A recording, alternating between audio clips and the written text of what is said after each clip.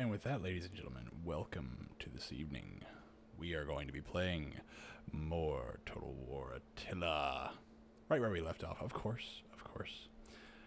Please forgive if my voice gives out this evening. I am a little under the weather. I feel like someone has made me swallow lots of sandpaper and then stepped on my chest. It feels wonderful. I would love if I could have more of it, please. Oh man, there's just been so much that happened in the past few days, guys. It's crazy. And I mean, where do I begin? Like, where do we begin, guys? Oh my god. I mean, we're going to do history tonight. That's not even up for debate. We're doing that, but holy crap, man. Like, we have the government going crazy. Oh, yeah. Hello, Haas. Thank you for joining us this evening, and I thank you for showing off that lovely BDE so everybody can actually see that for this evening. But man, I'm blown away. I am absolutely blown away by how much garbage can be pumped out in a country all at once, and it's great. I mean, we have the new Matrix trailer. Oh my gosh, who is excited for that? Oh my goodness. Oh my gosh. I mean, I don't even know. I mean, am I the only one old enough to remember when the first movie came out? I might be. I might be the only one. Let's definitely do that. We need more horsey boys, don't we? Oh, hello. That was kind of, oof, that was weird. But I mean, just watching that. I mean, if you can call that a trailer. I mean, let's be real. I can barely call that a trailer. I have no idea what that movie's about. All I know is the entire time I'm sitting there screaming at my my phone and or my TV, trying to figure out what the hell it is that they're trying to show me, and I can't handle it. It's too much. Let's kill them really quick. That's right, for God himself. I mean, I should at least be happy that in the trailer there were no furries. I should have. That is my standard right now. I'm at least happy there are no furries in the new Matrix trailer. I was half expecting something horribly weird like that. But no. Instead we get, I mean, I don't even know what, I've watched it 4 or 5 times now, just trying to figure out what the hell the story is, what the point of the story, what the point of the movie is. And I want to believe it's not just a soulless cash grab, because I would like to believe that one of my favorite movies of all time isn't being degraded to that point. But let's be real. It is. Let's be real. There's no way this movie is legit. Oh my goodness. So how's everybody doing today? Hopefully everybody isn't having their childhoods destroyed like I am, because that would be very, very distraught. That would make me distraught. So let's start off the night with something more positive. How we all doing? Huh? How we all doing? I have 3 armies that'll be attacking this one itty bitty. Oh no, don't run away. I have to make friends with you, sir. I need to be friends with you. I guess we'll do it this way. I will take the reinforcements, the massive reinforcement army.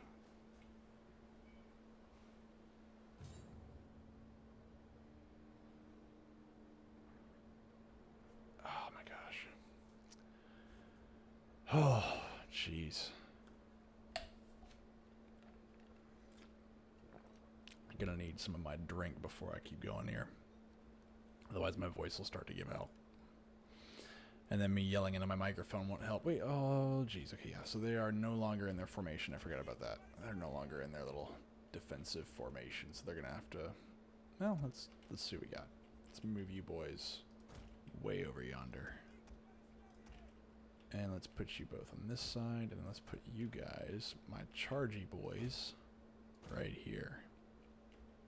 See, really, this is a defensive formation. This should not be out in the field, but that's okay. That is a-okay. All I care about is my reinforcements. That's my real army. Yes, as they slowly march onto the battlefield with a giant can of "you're screwed" to open up upon my enemies. Let's see, are they charging at me? Are they walking at me? No, they're just chilling out. That's okay. I can handle that. But yeah, was anybody else around whenever the first, oh hello, they've got catapultas. My god, it's already starting. My voice and my mind are starting to wear away. Was anybody else around when the first movie came out, or has anybody even seen the movies anymore? I mean, to me, they're like the first movie's fantastic. The second and third movie really just, they're not bad. They're just not as good, and they're not as good for, well, the reasons that made the first movie good. It's like they forgot what made the first movie so good. I know some people will say it's the action, it's the craziness, it's the mystery, mystery and the mystique, and that's all correct, but there's more to it than that. The first movie was great because it asked questions, and the thing is, it was smart enough not to answer many of those questions.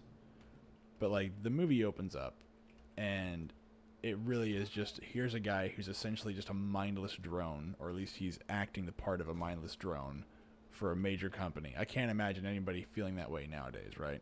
I'm sure nobody today would feel like their job makes them a monotonous cog in a machine. Yeah, nobody, definitely nobody has to deal with that. Nobody at all. And I'm sure that nobody can relate to that. No one. But like, that was one of the reasons why the movie was really cool. Is the fact that it actually asked those questions of like, hey, what if everything you knew isn't real? Kind of like whenever you see the president say something and then 5 minutes later get corrected on Twitter. Except that's less dramatic though. These guys are gonna be so tired when they're done, but that's okay. I need these guys to get over there ASAP, and I really want my horsey boys in position.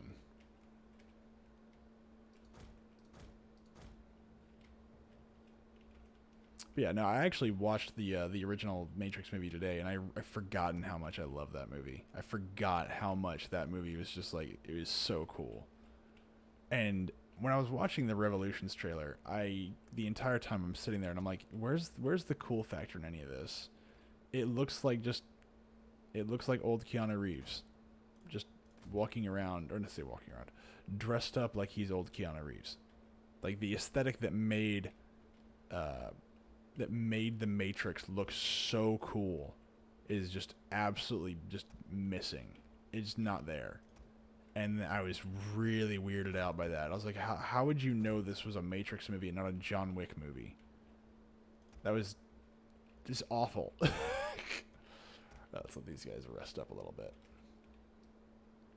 Ooh, the computer doesn't know what to do.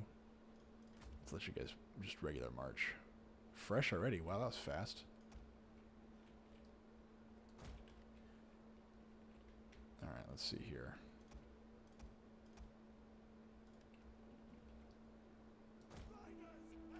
Okay, here we go. Now let's turn some of the volume up there. Just a smidge. Just a smidge. Let's turn the master up. There you go. Just a little bit. Just a little bit.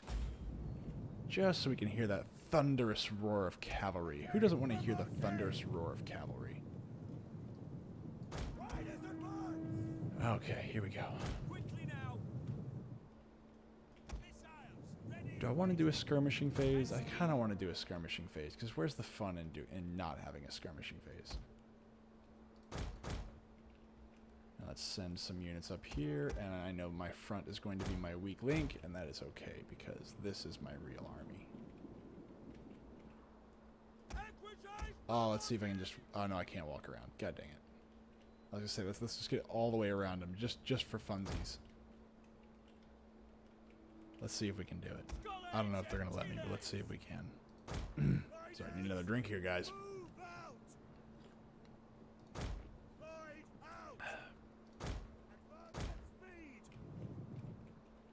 Let's see if we can move all these... Oh, nope, nope, not you.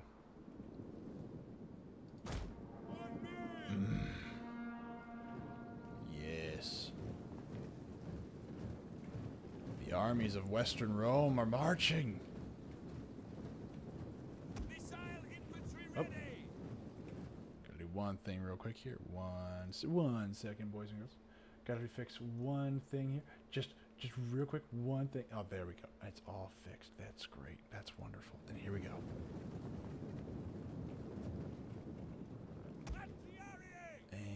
we're going to go and just shove lots of pointy sticks at our enemies.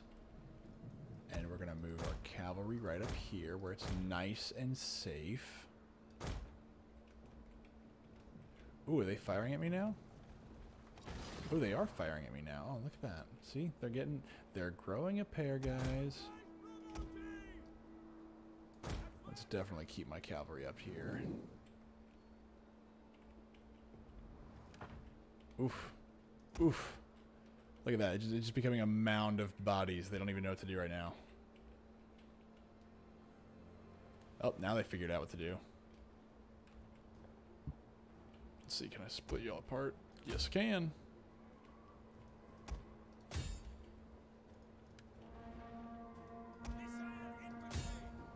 Aw. There you go. So look at that. Just can't even... Oh, my poor Palatinus. Oh my god, it hurts so much. And now we're gonna just put y'all back in a regular form. Y'all need to run. I don't know what y'all are doing, but y'all need to run. Otherwise, y'all are gonna just get killed.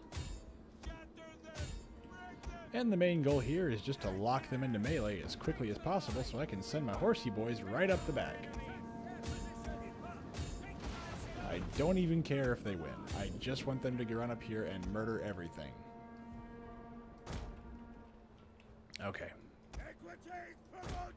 And all of a sudden, I now have a free little shot at those lovely, sweet, succulent, supple catapults.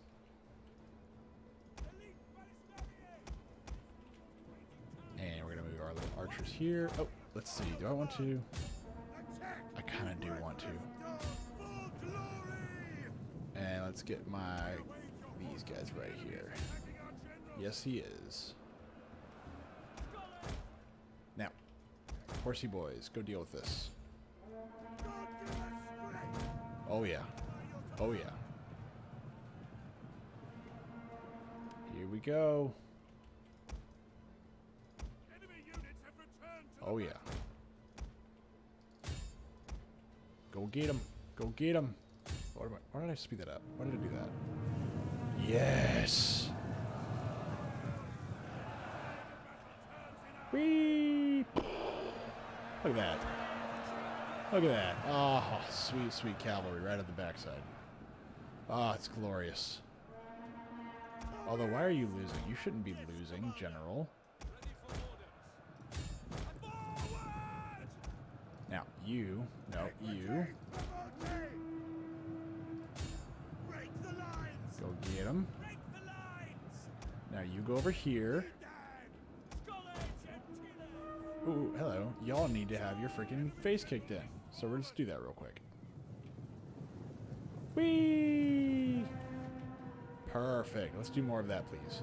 Just absolute more soul-crushing victory for us. And just see, I lost 400 men.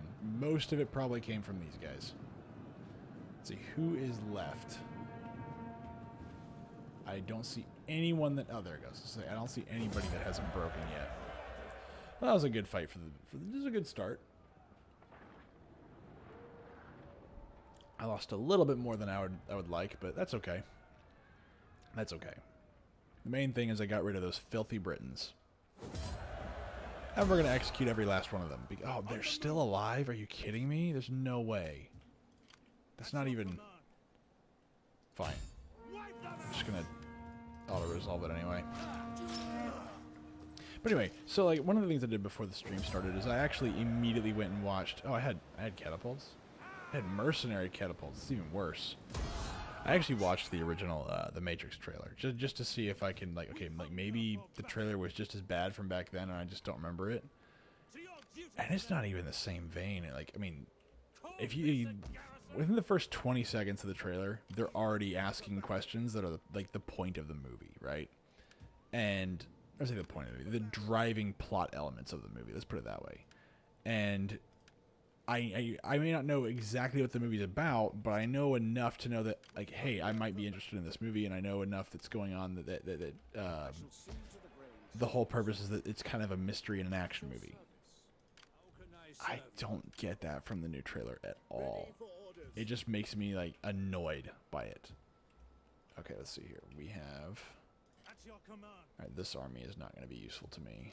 And this one is... I don't know why I've got so many freaking onagers over here. I kind of want to keep them, though. Why would I not? Why would I not want onagers? Let's just ask that question. Yeah, let's do... We need more swordsmen.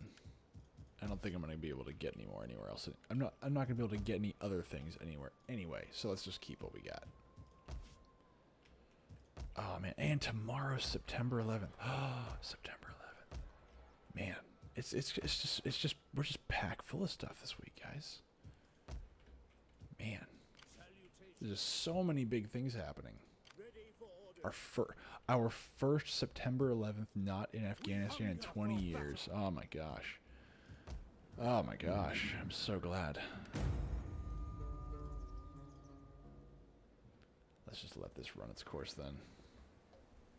Yeah. Well, he's dead.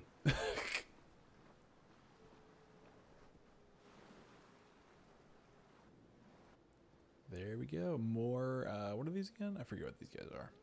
Either way it goes, they're about to die.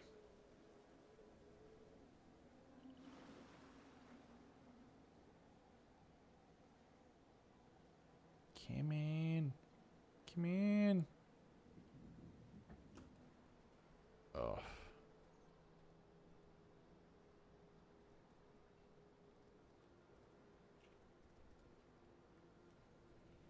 Let's see how. Let's see.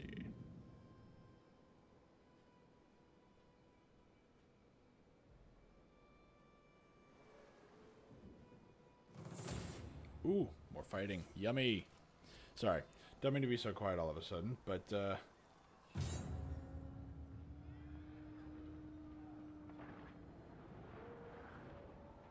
oh, man. Just trying to save my voice for later this evening.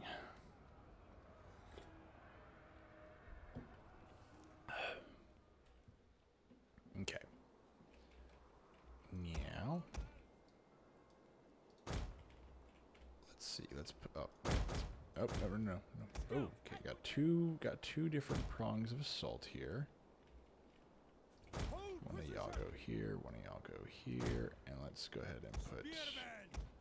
They have horses. They got catapults, and they only have their commanders. So I think I'm okay with maybe putting comitatenses on the front, or the legios on the front, because that means it's gonna be swords versus swords versus swords versus spears. I think that gives me a bit of an edge. The only problem with this is I'm gonna lose their little lawn darts they throw. But that is okay. I will live with that. I think I can live with that. Let's go ahead and just drop y'all right there.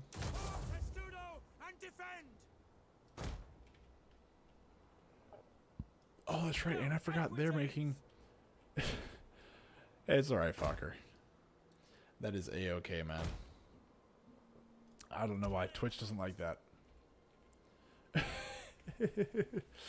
That is a-okay, fucker. We are... I'm mostly talking about the Matrix trilogy, or the Matrix trailer that just came out, and I'm kind of comparing it to the original. And I just remembered there was the KOTOR, the affirmation of the KOTOR remake, and it's being made by somebody who absolutely despises the game. And I'm like, oh, great, good. Oh, no, I want it to keep going, man. I love it. I love it. Sorry. Let me get another drink here.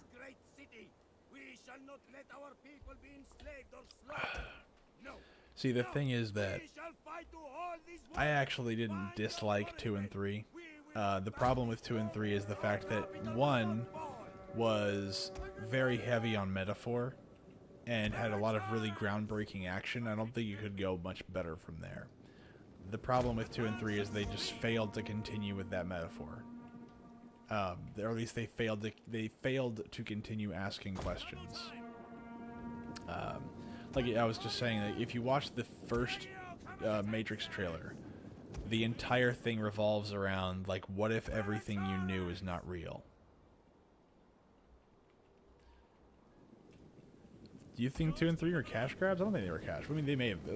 You could make the argument every movie's a cash grab, but like, I would say that there was a lot more meat to 2 and 3 than there is from what I'm seeing from 4. Definitely has problems, but like, I would say that 2 and 3 I enjoyed them, but they definitely failed to meet that great just clincher that 1 had. But the main thing that 1 had is that, again, maybe we'll do it tonight. If we get enough people that want to do it, we'll I'll watch the first trailer for the Matrix, because I watched it before, like just before we did, or I started the stream. And I did that just to be like, okay, maybe I'm not remembering this. Oh, absolutely. But you know, at the same time, you're what they're trying to do is they're trying to recreate something, and they're not giving us anything new. There's no thought or love put into the project, you know. And so, what we end up with is nothing but nostalgia, which is exactly one of the problems that the Star Wars movies have. Except for the fact that the people that are trying to show us and give us the nostalgia do not give a crap about the product. That's another problem. But I'm not convinced that's the problem that we're dealing with the exact same problem that we're dealing with the Matrix, but it's definitely one of them. Oh, that's right. Let's send you guys over there. But anyway, so as I was watching it, there's so many different things that it drives me up a wall. But like, the fact of the matter is that the fact that Neo is still alive already bothers the living crap out of me. Neo should be dead. Trinity's dead. Neo's dead. Most of the people in Zion are dead. Like, really, there should be very few people left. And the only reason that there's anybody alive is because the machines have made an agreement not to murder everyone. That is quite literally the thing they say at the end of the 3rd movie, where they're literally saying, like, how do you know we can trust the machines? And the machines go, what do you think we are? Like, we have said we are going to do something, and we are going to do it. We are not like you. It's kind of like the last great act of defiance, where the architect is basically saying to, was it the Oracle, or I forget who? Yeah, the Oracle. He's like, you know, we're not human. We're not inferior. We don't go back on our word. It's like, okay, well, I don't know. Should that make me feel better or worse? But like the dynamic that I'm seeing is not that, and it just looks like it just looks so nah, just blah.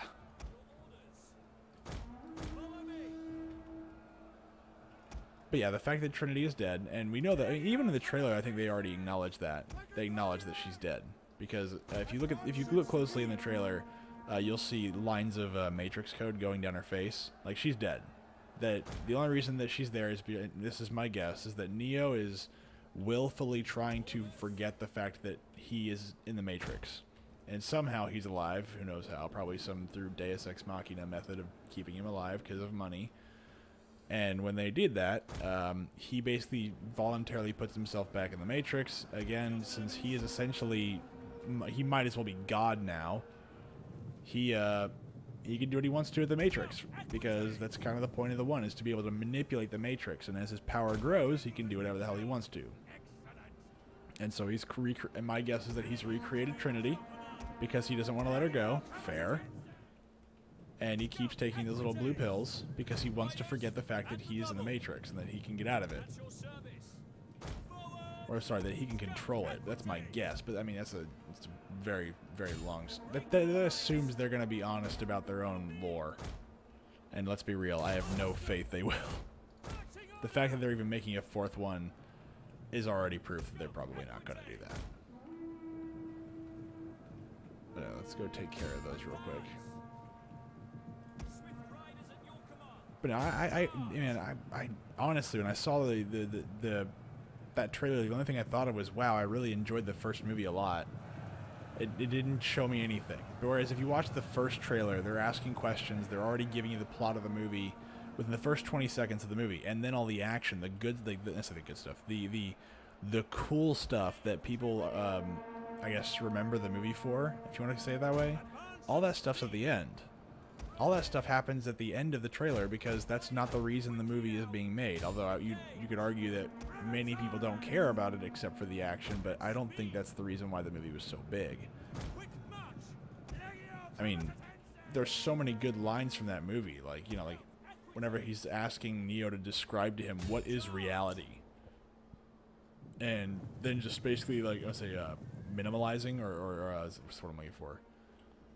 He's, what's the word I'm looking for? He's demeaning. He's demeaning all of his definitions. When it's like, well, if what you think is real is what you taste and touch and feel, those are just impulses to your brain. Those can be mimicked. Those can be changed. Those can be reinterpreted in a million different ways. So how do you know that those are real? Like, I was like, that's a good question. Like, and the whole point is because, you know, of course, he's in a system that does exactly those things. It's a great concept. And then the idea that, you know, what if everything you've been told about life and what is real is a lie? That's another great question. Especially in today's society. Holy crap, does that not ring truer now than at any point in time in history? When we literally have applications on our freaking phones that can debunk people's stupidity in 5 minutes.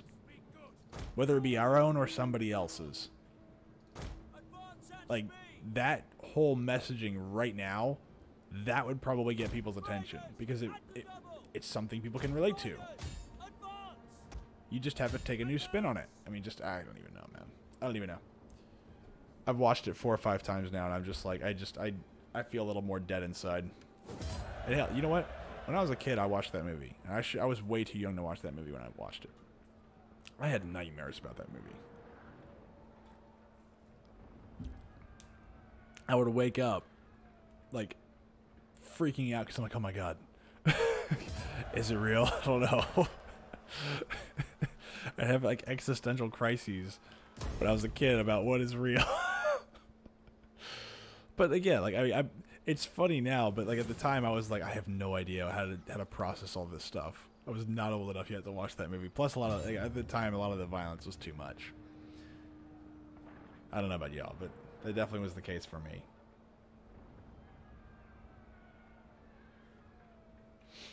But man, just I now want to go back and rewatch the entire trilogy. But also one of the jeez, I mean, I just want to keep going. I'm just gonna keep talking about it. I mean, don't let me forget. I'm not feeling well, so please don't let me forget that I want to talk about history tonight. Like, don't let me do that because I probably will. But like, just the aesthetic of like, if you watch the movie, or sorry, the trailer of the fourth.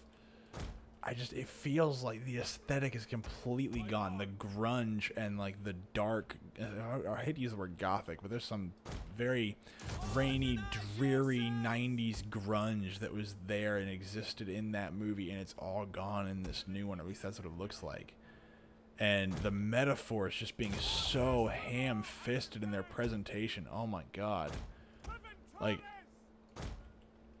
the whole Alice in Wonderland thing is fine. That's totally cool. Like, we all get it. Like, the rabbit hole is how far does the conspiracy, if you want to call it that, go? Like, that's a good question. That's a perfectly valid question. The problem is that, like, you couldn't ham-fist it any more than they already have in the new movie. They're like, okay, just in case you didn't get this metaphor from the first movie, I'm gonna just ram it down your throat 4 or 5 times in the trailer. And it's like, dude, like, we get it. And another thing that I found so interesting is that I did watch the original Matrix this morning, actually. I had it on in the background while I was working. And, you know, when you look at the whole thing where they say follow the White Rabbit, and, you know, anybody who's read Lewis Carroll or knows or just watched Alice in Wonderland, the cartoon from Disney, the White Rabbit, of course, is that, you know, well, say the White Rabbit. The White Rabbit is a Alice in Wonderland reference, just put it that way. And that's not really an issue, but you would never have known to look for it unless you were told to do so, right? Whereas in, like, the new one, it's just like plastered in your face. It's so weird and just so devoid of any kind of nuance whatsoever. It just feels empty and ham-fisted with a lot of its references. And dude, the end of the trailer just got me so pissed off. The end of the trailer, whenever, like, here's another way of putting it. In the entire trilogy, I don't remember anybody ever on the construct side or the machine side, let's put it that way, that ever used the word the Matrix, right? Except for the architect and the Oracle and the humans. None of the AI used the word the Matrix, if I'm not mistaken. Although I could be wrong about that. It's been a while since I've seen all of them together. I probably need to go back and watch them. And maybe I'm wrong. I don't know. But I don't remember any of them saying the words the Matrix. Like they'll use it as reality. They'll use a lot of other words to describe it, but they'll never use the words the Matrix because that is the human version of that system. Right? And the fact that you have what I would assume to be a machine talking to Neo and giving a little wink wink nod nod to the audience saying like, you know, you're going back to the beginning where it all began, the Matrix, and it's like, dude, you've lost the plot, man. Like that is so dumb. And some of the dialogue with telling characters how they feel, like, oh my god, did a 5th grader write this? Like, I don't, what happened, man? Like, when did writing become so ham-fisted and terrible? Like, why would you tell another character their motivations ever? Like, the character doesn't know their own motivations? Like, that was the scene with, I guess the young Morpheus and Neo fighting in some thing in the middle of a lake. I don't even know. Oh my god, it's all just nostalgia trip, and it's not going to be worth anything. I hope beyond hope that I am wrong. I hope more than anything else that I am being just a complete and utter cynical a-hole, and that in reality this is going to be a great movie. I really do, because I'm going to watch it on HBO. I just have no faith in it whatsoever. I have no faith. Let's get you guys over here. But yeah, I mean, I could keep going. I mean, I don't know. I know we're here to watch me do history, not to actually talk about movies, but still, it was one of the things that when I saw it, I was like, it's just so empty and devoid of anything. Even in the trailer, I can see it.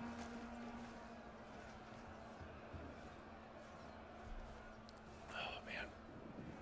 Sorry, I've been talking so much that my throat is starting to catch on fire. Oh, man. See, I just thought that I had a cough 2 days ago. Now it's like, no, I'm evolving. I am growing beyond. I'm like, oh god, no. No. Let's see if my itty bitty cavalry team over here can do some real damage.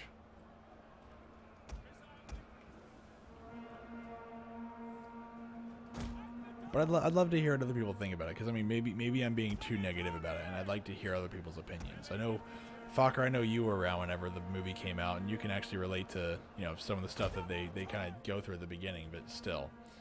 I mean, I actually don't know the ages of most of my audience, it's just kind of sad. Get him, get him, get him, get him.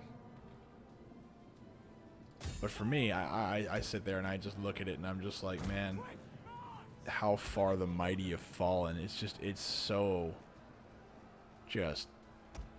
it's like what was it? There was somebody said like it's something in the marionette puppet version of what you used to love. It's like something wearing a skin suit of the thing that you used to love.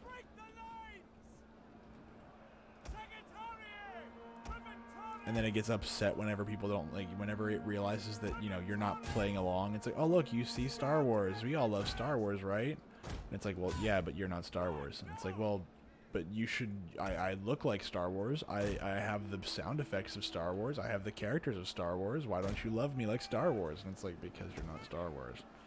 You've completely lost the reason that Star Wars exists. You lost what it is. And they get upset about it. They just have conniption fits. And I have every bit to think that that's going to be the exact same thing here.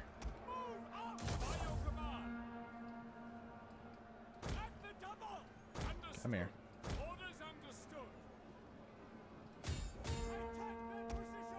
Let's burn my cavalry. That is a-okay. Oh my god. My voice. My throat.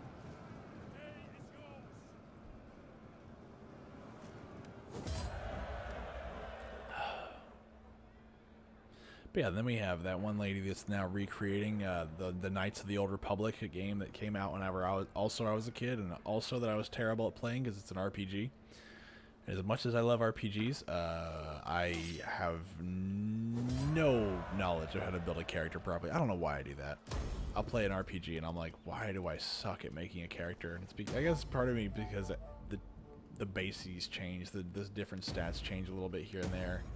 And then I'll end up like going, well, I want some of this, and I want some of that, and I want some of this, and I want some of that. And by the end of it, I have a character that's completely useless.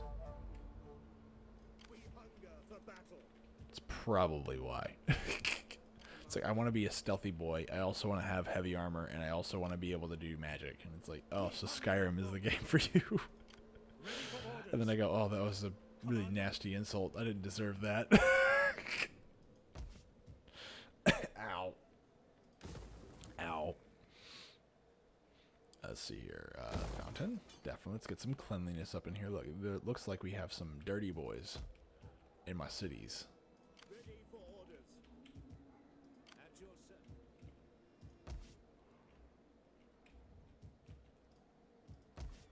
Let's see here. How much money do I have? I have 16,000 denarii / gold / oh, hello. I need an army up there ASAP. Whoop, hello. Do I have anything else around here? I do not. Do.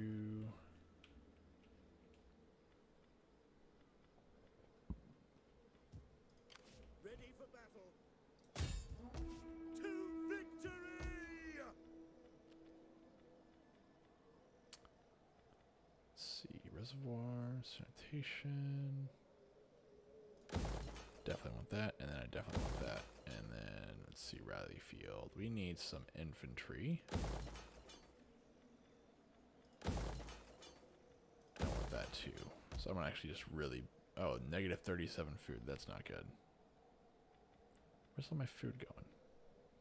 Sheep pens, and then wheat fields. Where's all my food going? Minus 10, minus 100. That might be why. 30 there, 20, 60. That's repairing. That's fine. Yeah, I think it's just this. Ah, man, the food system sometimes drives me nuts here. I don't know why my system, my empire can't send money or send food across different regions. They do that in Rome too, but they don't do it here. How can I assist you? Let's see here. I'll do the exploitation of said corruption, just in case. My wits and words are yours. And let's see, what's that? So 55. So what's that actual rate increased by? 0.6. Jeez, that's tiny. Oh, look, the barbarian Christianity is steadying at a lovely 6%, and then Manichaeism, which I know nothing about, is falling like it's not falling that fast. That's all right. Oh man. But who else is excited about our new health administrators? All right, I won't get into that. I won't do that tonight. That's too much for most people. I won't do that. It's already caused a meltdown for everybody else, including myself. I'm good. I'm just gonna laugh and enjoy it while it lasts. Ready for battle. Ready for battle. Now, let's see here. I need to move my army north, and we need to take Eboracum, Liberace. We're gonna take Liberace. None will escape. Oh, I have to actually prepare and siege them down. Are you kidding me? Battering ram, and then do I want ladders? No, no, I don't. I want medium siege towers. Besieging settlement. And where's it? You know, let's find out. Where's Attila anyway? Is Attila still? Yeah, Attila's actually moving away from the Western Roman Empire. I have no idea what it is that I have done that makes the game not want to bring him towards me. It's either A, I think some of these provinces have completely been razed to the ground, and so because of that, the AI doesn't know to come over here. And it looks like, actually, has this been... Yeah, everything over here looks like it's been completely... Yeah, everything over here has been destroyed. There's nothing over here. So that's why there's no invasions coming from here. The only thing that I have is this here. Ooh, the Burgundians. I remember them from all my lovely history talks. They've got one region. I'm assuming these are still, you know, these have something. Wonder where the Eastern Romans, like they, oh wow, the Eastern Romans have expanded into the Sassanid Empire, man. They're just kicking their butts. Although, oh, looks like a little desolate region right there. But yeah, I mean, they still haven't fixed that, and they haven't fixed that. That's fine. But yeah, I think the game could be saying, hey, don't, you know, we have to actually be raising this way. And so when these got raised, they just didn't know what to do with it. Or B, by the time they show up, I'm supposed to be weak. And so their writing is essentially like, hey, attack them when they're weak. But since I'm, what, number 1 for strength, they're not touching me. That could be it as well. I don't really know. But man, that's kind of frustrating because I was ready to fight Attila.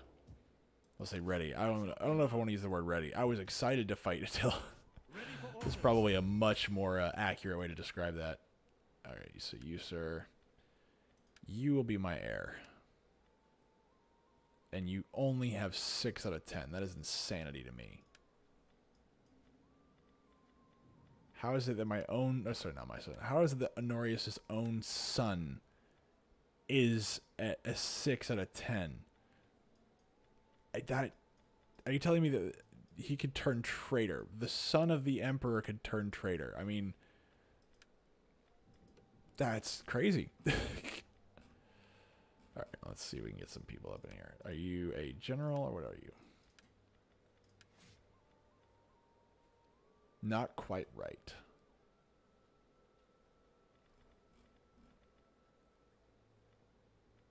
Let's see here. Let's put you in charge of something important.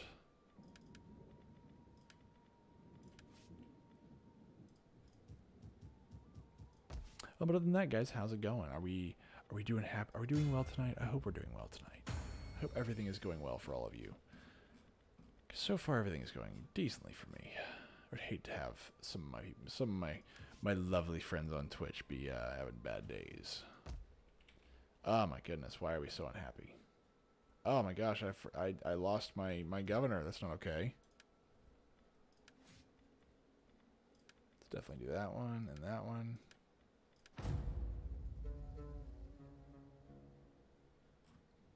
Hello. I don't want to actually merge any of these, so let's just X that out.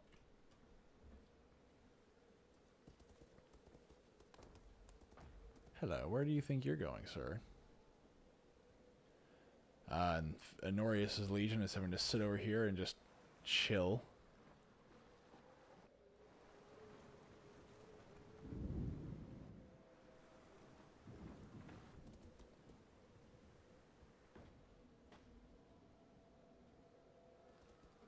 Uh-oh. Oh, that's not good. See, the Caledonians, that's a lot of stuff to deal with at once. I will have to, I'm going to retreat from that one.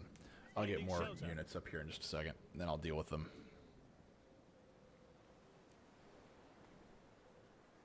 Oh yeah, and they're all, man, they're also getting rid of, see, Netflix is getting rid of one of their best shows, I think, that they have right now, which is The Last Kingdom. I really enjoyed that show. And the fact that they're getting rid of that just shows that nobody likes good stuff. Like, nobody. Or say nobody. Nobody in positions of authority or entertainment actually know what something good is anymore. Hello. We have Western rebels. And whatever these Gaetulians. Hello, Gaetulians. If you wish to die upon my shields, I will definitely oblige. Somebody needs to water the ground. Might as well be y'all. And let's see if we can live. So it looks like, I think this is the same city that got attacked last time, too. It's just not at night. Whoa, hello. This is weird. They're all coming from this direction. Let's go ahead and let's put some snipers, or see snipers. Some little shooty boys up there. Let's bring my cavalry way over yonder.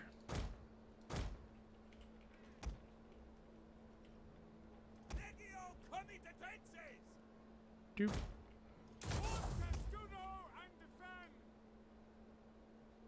I would say a new Matrix movie. And I'm gonna keep coming back to this tonight because I still can't believe it. I would say a new Matrix movie makes as much sense to me as another Underworld movie. It's a series that, for its time, was fantastic. I love the idea, and then it turned into something weird because they didn't know when to stop because the main character, one of the main actors, just quit. I don't even think he's in anything else. I've never seen the main actor in, well, the original main actor in Underworld. I've never seen him in anything else, or if I have, I don't know it. Talker, you're more familiar with that stuff. You still there? Enemy reinforcements. Oh, that's right. I forgot I have a lot more people to deal with. Our capital will not fall.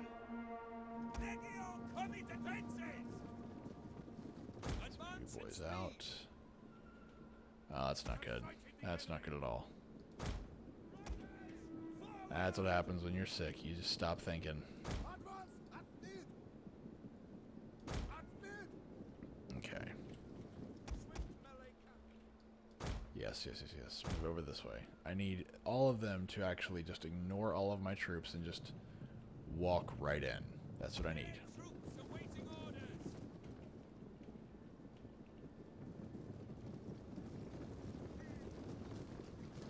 Yummy.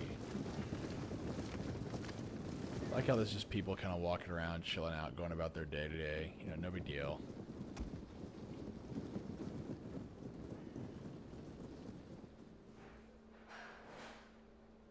Oh my god, what the hell was that?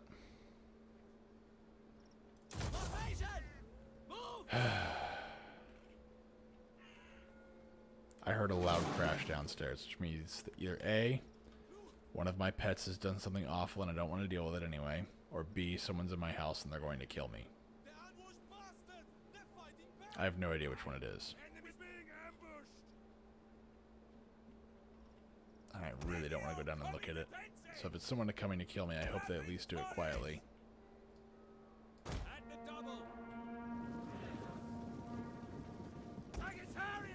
Alright, boys.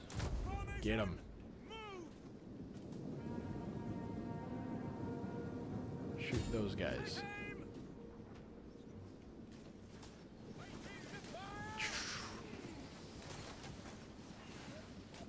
See, like, they even have bowstrings. Look at that. Look at that. There's at least some detail. There's some love here. Even though the game's got some problems. Like, they got bowstrings. They pull it back. Although the actual method, I think, is wrong. I've never fired a short bow, so.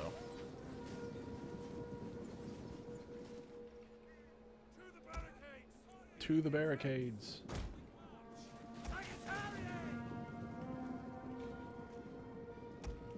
Yep, you guys are going back up here, too. I got so many bad people I gotta deal with. It's not fair.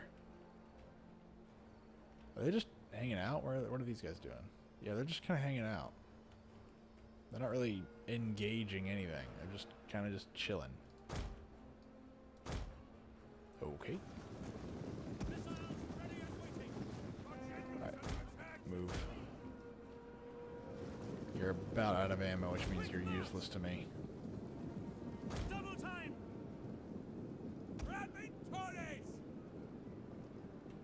Oh, man.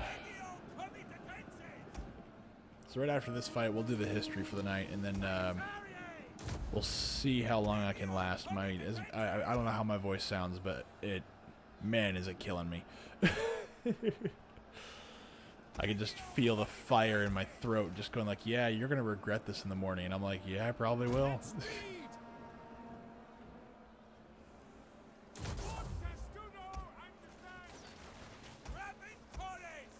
Let's get you lined up here.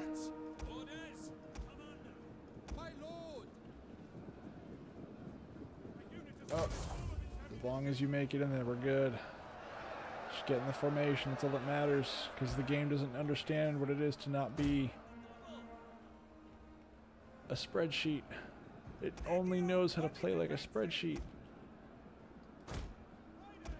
Are they still trying? Yeah, they're kind of just. Oh, now they're figuring it out. Now they're going. All right, here we go. So I know that this is going to hurt. I'm probably going to lose my cavalry here, but the goal is to do as much damage as possible.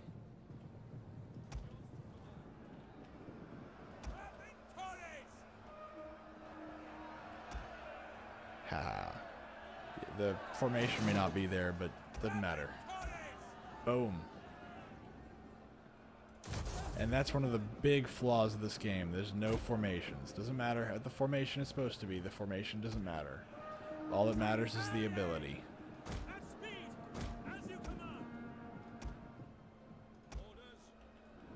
Yeah, you're thinking about it. You're trying to...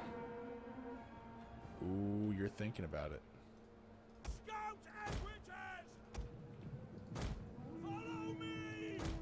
Come here. Jeez. Oh yeah, get these guys.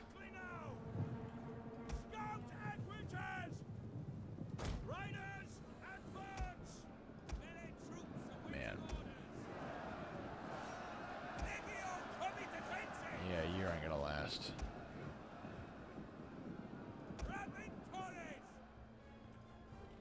Come on. Where's there they are? There's my horsey boys. And charge. Let's see if I can break them on my horsies. And there comes their reinforcements. Let's move them up a little bit more. I'm surprised these guys are still holding. Jeez. Are y'all charging or? There we go. I was like, what is going on here, man? Like, that's not charging. I can't be charging.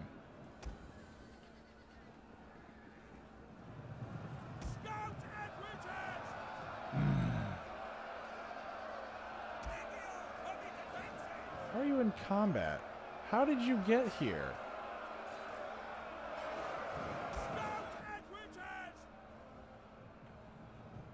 Alright, let's move you back. Put you into formation.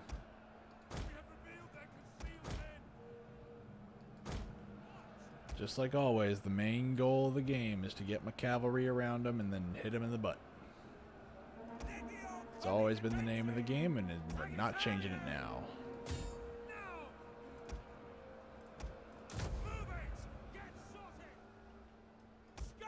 Oof, that's gonna hurt. I need to move my cavalry back here a little bit.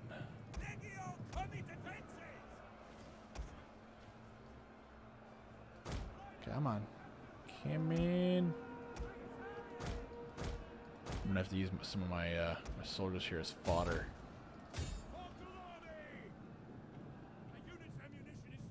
Yeah, I know. But the goal is to try and break some of these lovely spear boys. Yeah. They just lost. There we go. Broke one. Fantastic. Keep going. Back. Ah, jeez. Camel boys. All right. Move out. Ah, jeez. Man, these guys just will not let go. They just won't stop. Oh, crap. Apparently I've made a terrible mistake by leaving that flank open. No, I guess not. Okay. I guess I'll move you down here then. Oh no, you're preventatories. Sorry, wrong ones. I'll move you down here then. Perfect. And then into formation.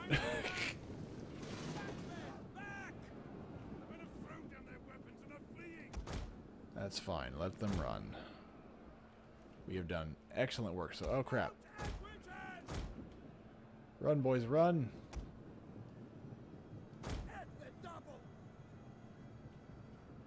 Alright. No, don't break.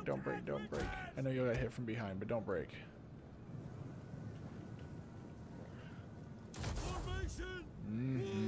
Go ahead.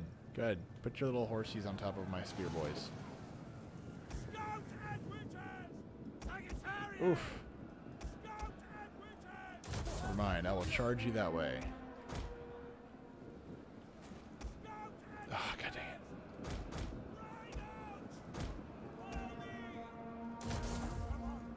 That is highly frustrating. I'm now in a position where I can't do much.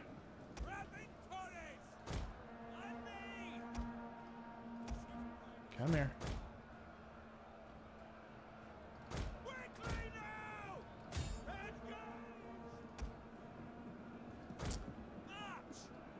Do I wanna?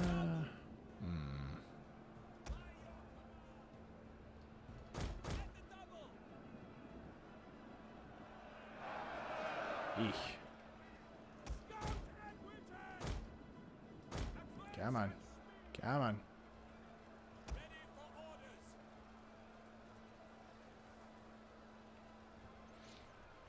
Who's shooting him? Oh, so I got some more slingers up there. Not you. You come back around this way. Spears and archers attack. Oof. Looks like that ticker is coming slowly in my direction, even though it wasn't in my favor before. Oh man. Halfway down my drink, that's not good. Yeah, I'm gonna do my history stuff pretty soon. Otherwise, my voice will be like, nope, can't do that.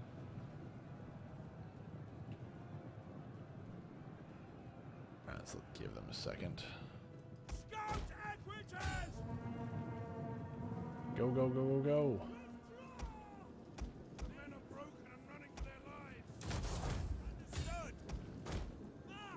Jeez. Just can't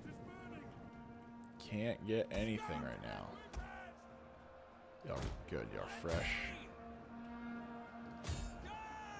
Mercenary Desert Legionaries. So these are the lovely traders.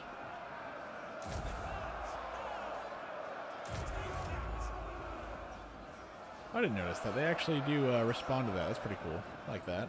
I like that. It's the little things in a game that sometimes make it. Oh, what the hell? Oh, man.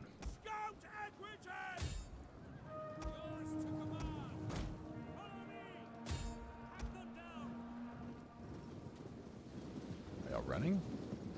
You kind of look like you're running. I didn't charge you, though.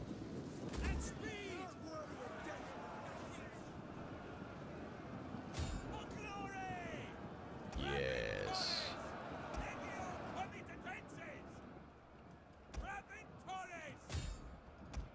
Get him.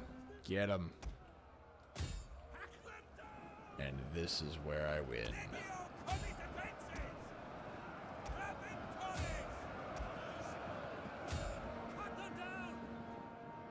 Oh, but you're losing. No.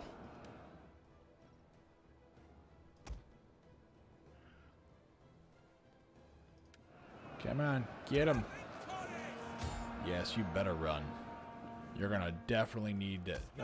Need it. There we go.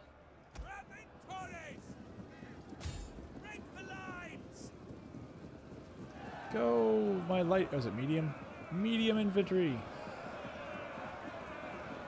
With your little round shields and your cool little hats.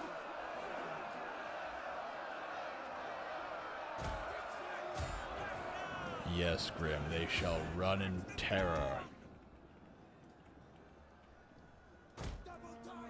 That's it. We win. I was not supposed to win, but I won anyway. Why? Because I'm amazing.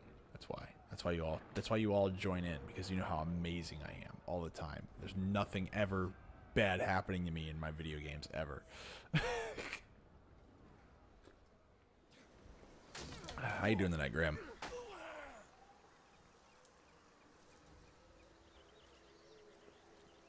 Welcome to the stream, sir. Oh. Oh, no. One man left. That's right. See, Grim understands my amazingness, and I approve of his doting and his appreciation for my amazing skills that may or may not exist. Are you going to attack me again, this time from the ocean? That's going to be a great way to do that.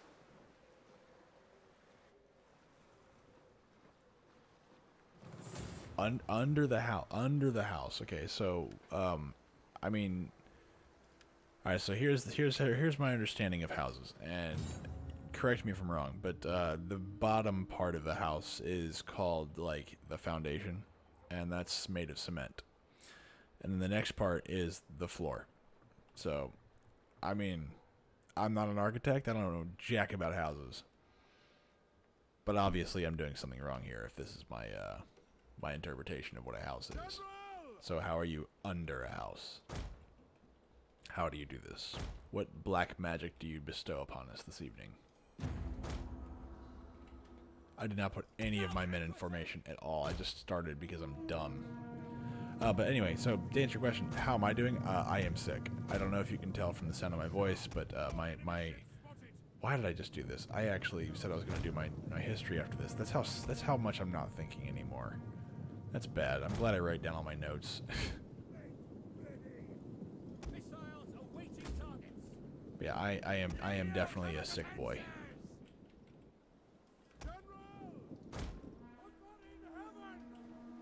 Believe it or not, I'm trying to make my voice sound normal right now. I'm kind of projecting a little bit more to give it a little more oomph. Damn, son. 100-year-old house. That's a feat now, many people can say. The odds are only hopeless if you didn't do what I just did. Limestone.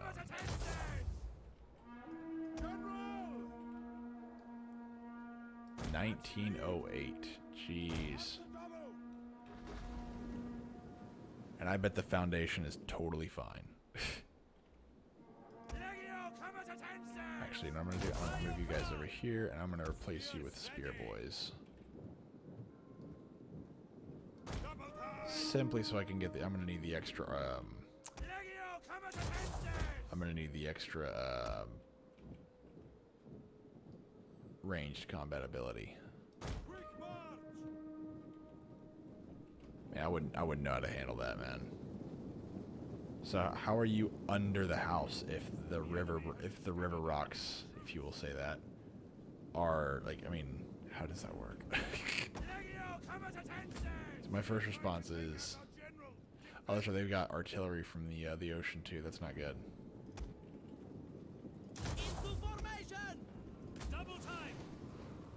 Ah, jeez, we're all bunched up too. That's not good.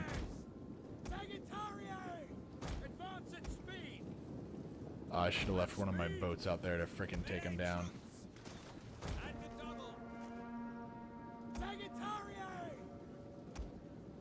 Jeez. Oh, hello. Okay, well, I guess that's ruined that plan. So now I guess now it's just a matter of the slog. It's just the fight now. Yeah, that's the end of that. They got all... Jeez, I wasn't paying attention. Man. That's not a good sign. They're still dropping guys off, too.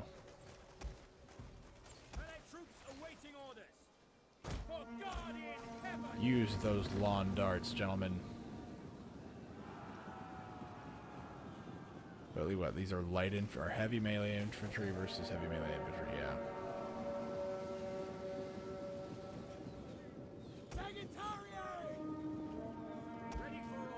Yeah, I am sick. I have chest congestion, headache, and my throat feels like I've swallowed sandpaper. So I feel fantastic right now. So I'm not entirely sure streaming was the best idea in the world, but I didn't want to miss my...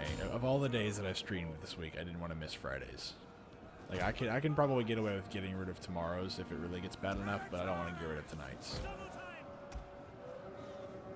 I can always be an idiot later. I only do history once a week.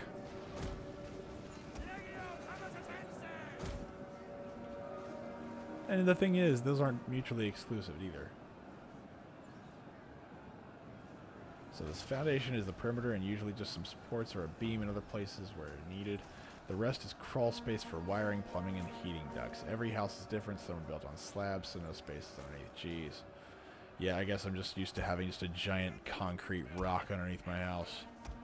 I mean, not that it's much better. I mean, mine shifts all the time. So every time every time the wind blows too hard, it's like, oh look, something popped out of place. Something's wrong. I gotta fix that now. Yeah, I could have sworn I needed to do this, and I'm glad I did. And replaced it with spearmen. That way, the cavalry's completely useless here. Now here, on the other hand, I've got a problem.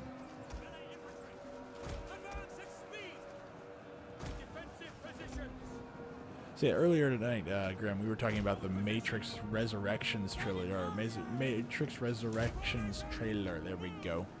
I gotta know, have you seen it yet? I want to know your opinions. Mine aren't good. Well, my opinions are good, actually.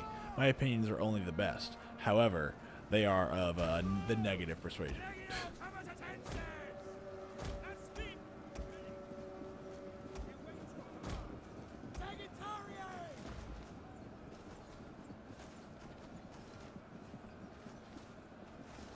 Come on.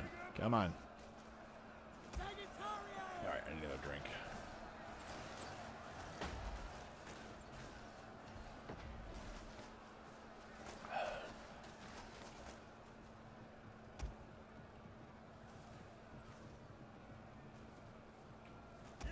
Alright, so I think I'm in a good position where I know that...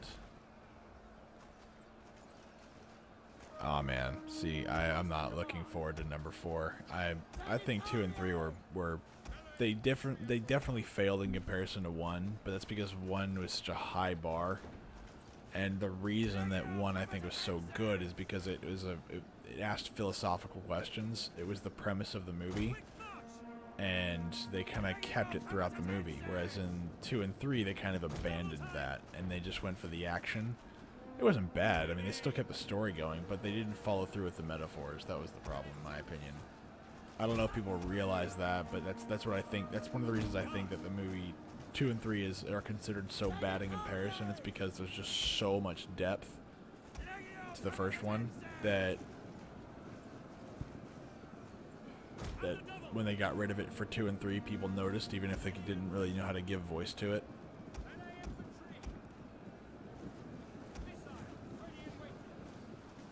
But that's just me superimposing my will upon others.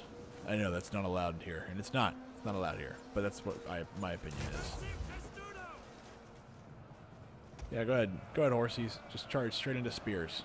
Fantastic. I love you. Keep it up. Keep doing y'all.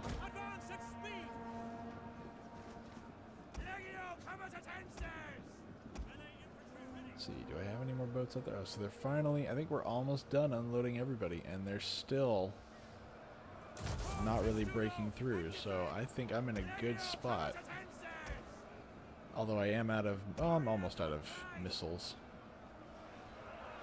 But once this becomes a slog and it's just a giant fight and a giant melee of trying to break in, I'll then start doing my history. Otherwise, if my voice gets too bad for the night and I'm not able to keep this up, I will have no choice but to just simply stop, so I don't want to do that. Out of missiles. Alright. So we'll turn... Oh, not that. No, back. Let's just kick that down a little bit. I don't want to... nothing. That's better. So... Let's see. Now I need to remind myself what we did last week. Good lord. Right. The Battle of Verona. So the Goths, with a measly army of 5,000, managed to beat an army double its size. And but the single combat phase was taken by the Romans, and unfortunately the Roman... Actually, I don't think I talked about this last week, but last week, Artabazus, the Roman champion, he actually did not survive that fight. He actually died. And I don't remember if I told it or if I mentioned that, but basically, when Valerius actually drives his spear underneath his helmet, or underneath Artabazus' helmet, it nicks an artery. And essentially what happens is that he goes back to his side of the lines, where he essentially just goes and sits under a tree and watches the battle. with a medic, and the medic just basically tries their best, but they can't stop the flow. They just can't stop the flow of blood. And he gets to watch the Romans just get completely and utterly demolished before he dies. So kind of a sad ending for Artabazus, especially for how much of a how crazy awesome his story is. He dies watching his fellow soldiers just get absolutely routed. So that's kind of where we left off, is that Artabazus is dead, the Romans have been routed, and Verona is now in the hands of the Goths. So if you're looking for a happy ending for the Romans, nah, it's not that. No. So now we're around in year 542, and a new factor is now entering the Gothic War. Excuse me. It is the Justinian Plague, something that no one really knows about and no one's ever really heard of, but I guarantee you, you've all heard of its big brother called the Black Death. Now, he doesn't come around for another 1,000 years, give or take, give or take here or there, but this is the Proto-Black Death that roams through the entire world. I didn't actually bother to I didn't bother to actually write down how many people died from it. Let's just say it was a lot. I think the numbers were that, like, in the city of Constantinople, which is very, very, very, very, very big and very busy, like, essentially there were entire sections of the city that were just cleared out by it. Like, there's so many people that died from it, and this was the little brother of the Black Plague, so not great. Oh, before I keep going, let's actually look at make sure right now when I start this so I can clip it properly. Oof, that'd be bad. Let's get all my guys here. Now, we're not going to focus on the actual Justinian Plague too much, but it did eventually make its way to Europe, just not quite yet. After the Battle of Faventia, or Verona, the Romans become pressed for reinforcements. Without a steady supply of reinforcements, Italy's conquest for the Goths has now been made a lot easier. So, Totila moved his army to the city of Florentia, not Faventia, Florentia. Justinus, the commander of the Roman forces, is not in a good position. Justinus did not have time to gather provisions to survive a long siege. So Justinus reached out to the city of Ravenna for help, which they provided. The Goths did not wait around to meet this force and instead moved about a day's march from the city. The Romans then decided they needed to split their forces to pursue the Goths more effectively. Oh, joy. So John was given command of his own force of the army, of the army's elite soldiers, and pursued the Goths. John's force arrived to find that this was not the entire Gothic army, but a splinter force. John's force then advanced upon the Goths. The problem is that the Goths moved to a nearby hill, so now the Roman forces had to advance uphill. The Goths were outnumbered, but had the high ground, and the Goths, due to the hasty move up to the hill, were not able to prepare any defensive fortifications whatsoever. John, feeling that he has the upper hand, assaulted the Gothic force, pushing slowly up the hill. Here the Romans were slowly pushed off, but were slowly pushed off the hill and were themselves losing a lot of soldiers. At one point, a stray javelin strikes the bodyguard of John, and John calls for a retreat. The larger Roman force that he split off from originally arrives just in time to witness the retreat and begins to form ranks and phalanxes at the bottom of the hill. Now, the Goths, as I said, are greatly outnumbered, and they're also surrounded now. But reports start coming back to the Romans by the defeated Romans that John had been killed by his bodyguard. Now, this kind of unsettles the Roman commanders, that a bodyguard has decided to murder one of his commanders. Now, this isn't true, but that's what they've been told. And because most of the Roman army at this point is mostly, mercenaries and federatis, if you want to call them that, and a bunch of barbarians, this really doesn't sit well with a lot of the commanders. So, if John was betrayed in the heat of battle by the men meant to protect him, what stopped it from happening to them? So, each commander retreated one by one and did not bother informing or calling for a retreat of their own soldiers. So, the soldiers start lining up and getting ready to fight, and then their commanders just basically wander off and go, nah, I'm not playing that game. And so what ends up happening is that the entire army starts to panic, and the entire army routs. And now again, like, this is a small band of Goths. This isn't like a large group. The numbers aren't there, but it's like it's less than like 2,000 versus an actual army. So now the Romans have lost 2 major armies.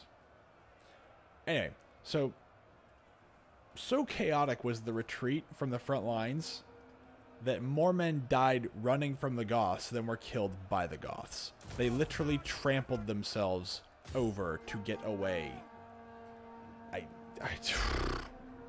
I mean, you want to talk about some bad luck, man. That takes the cake. The Goths had once again taken the field, except they did nothing to win except sit at the top of the hill and waited to be defeated. History shows that the Battle of, what's this called? Battle of Mucilium was a crushing defeat of the Romans. Though true, it's not because they defeated the enemy using any strategic methods. They won because the Romans broke because of a false report. Not to discount it, not to discount the victory, but most sources don't mention the part where the Goths won by accident. So, take that as you will. While Romans were fleeing, the Goths were winning over their captives. The Italian and Byzantine soldiers captured by the Goths were beginning to defect over to the Goths as well. Thanks to the plague, the war, and just normal bureaucracy, soldiers hadn't been paid or provided for, which really didn't help with the defections. With his forces bolstered and the Romans broken, Totila moved quickly to secure as many forts and towns as possible. First to fall was the force of, let me see if I can say this right, Caesenia, then Petra, followed by Campania and Samnium. The city of Benevitum, a strong fortress, fell, all without a fight. Not a single person died whenever they took these places.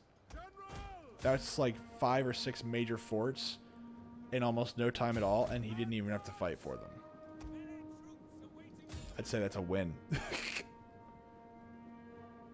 Let's see if I can get you guys down here. Give me, oh, you're still in formation.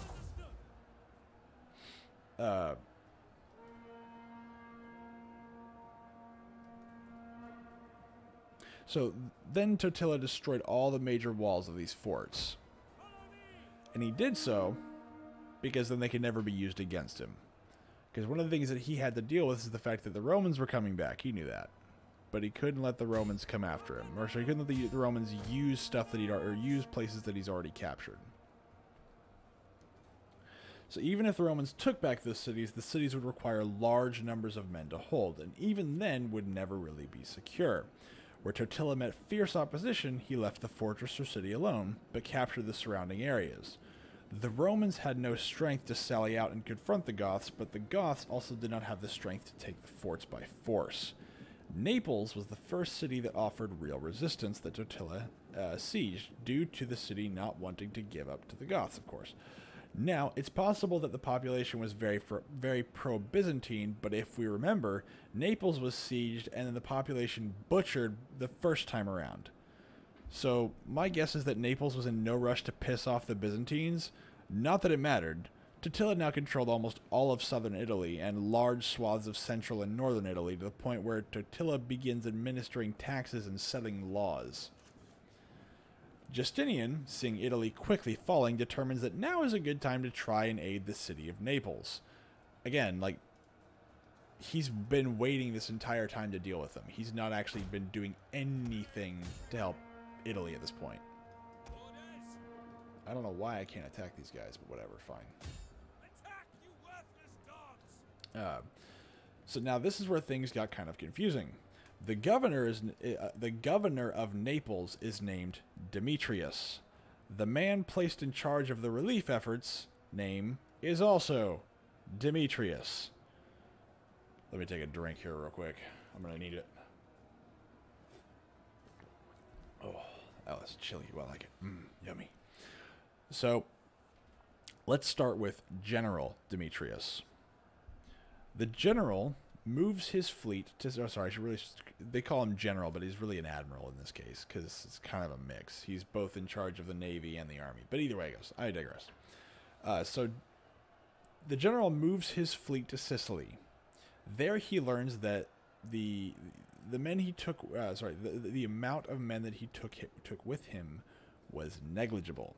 So Demetrius tries his hand at deception. He conscripts all the ships that he can and loads every one of them up with as much food as they could carry.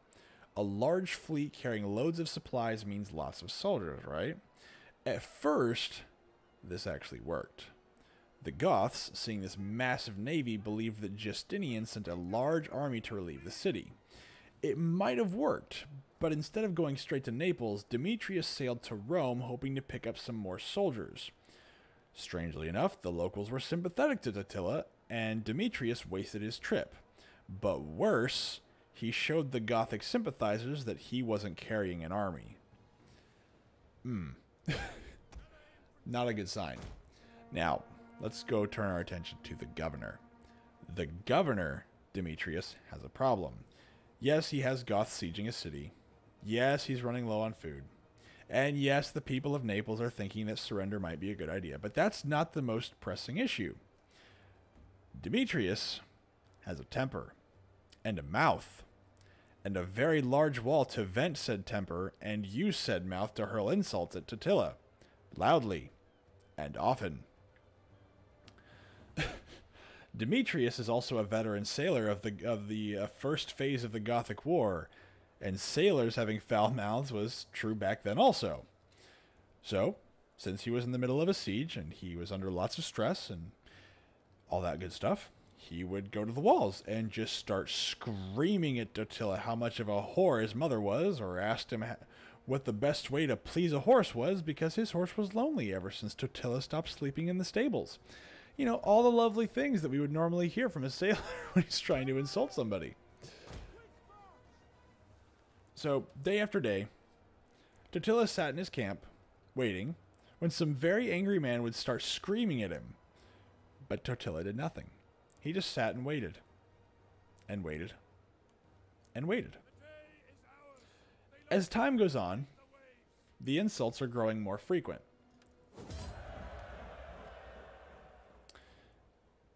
And I'm guessing more angry. As General Demetrius had moved on to Rome first, the city of Naples was not only starving, but people were beginning to die due to lack of food. An advisor to Demetrius, the governor, decides that maybe his governorship could be more productive than he was currently being. You know, maybe, just maybe,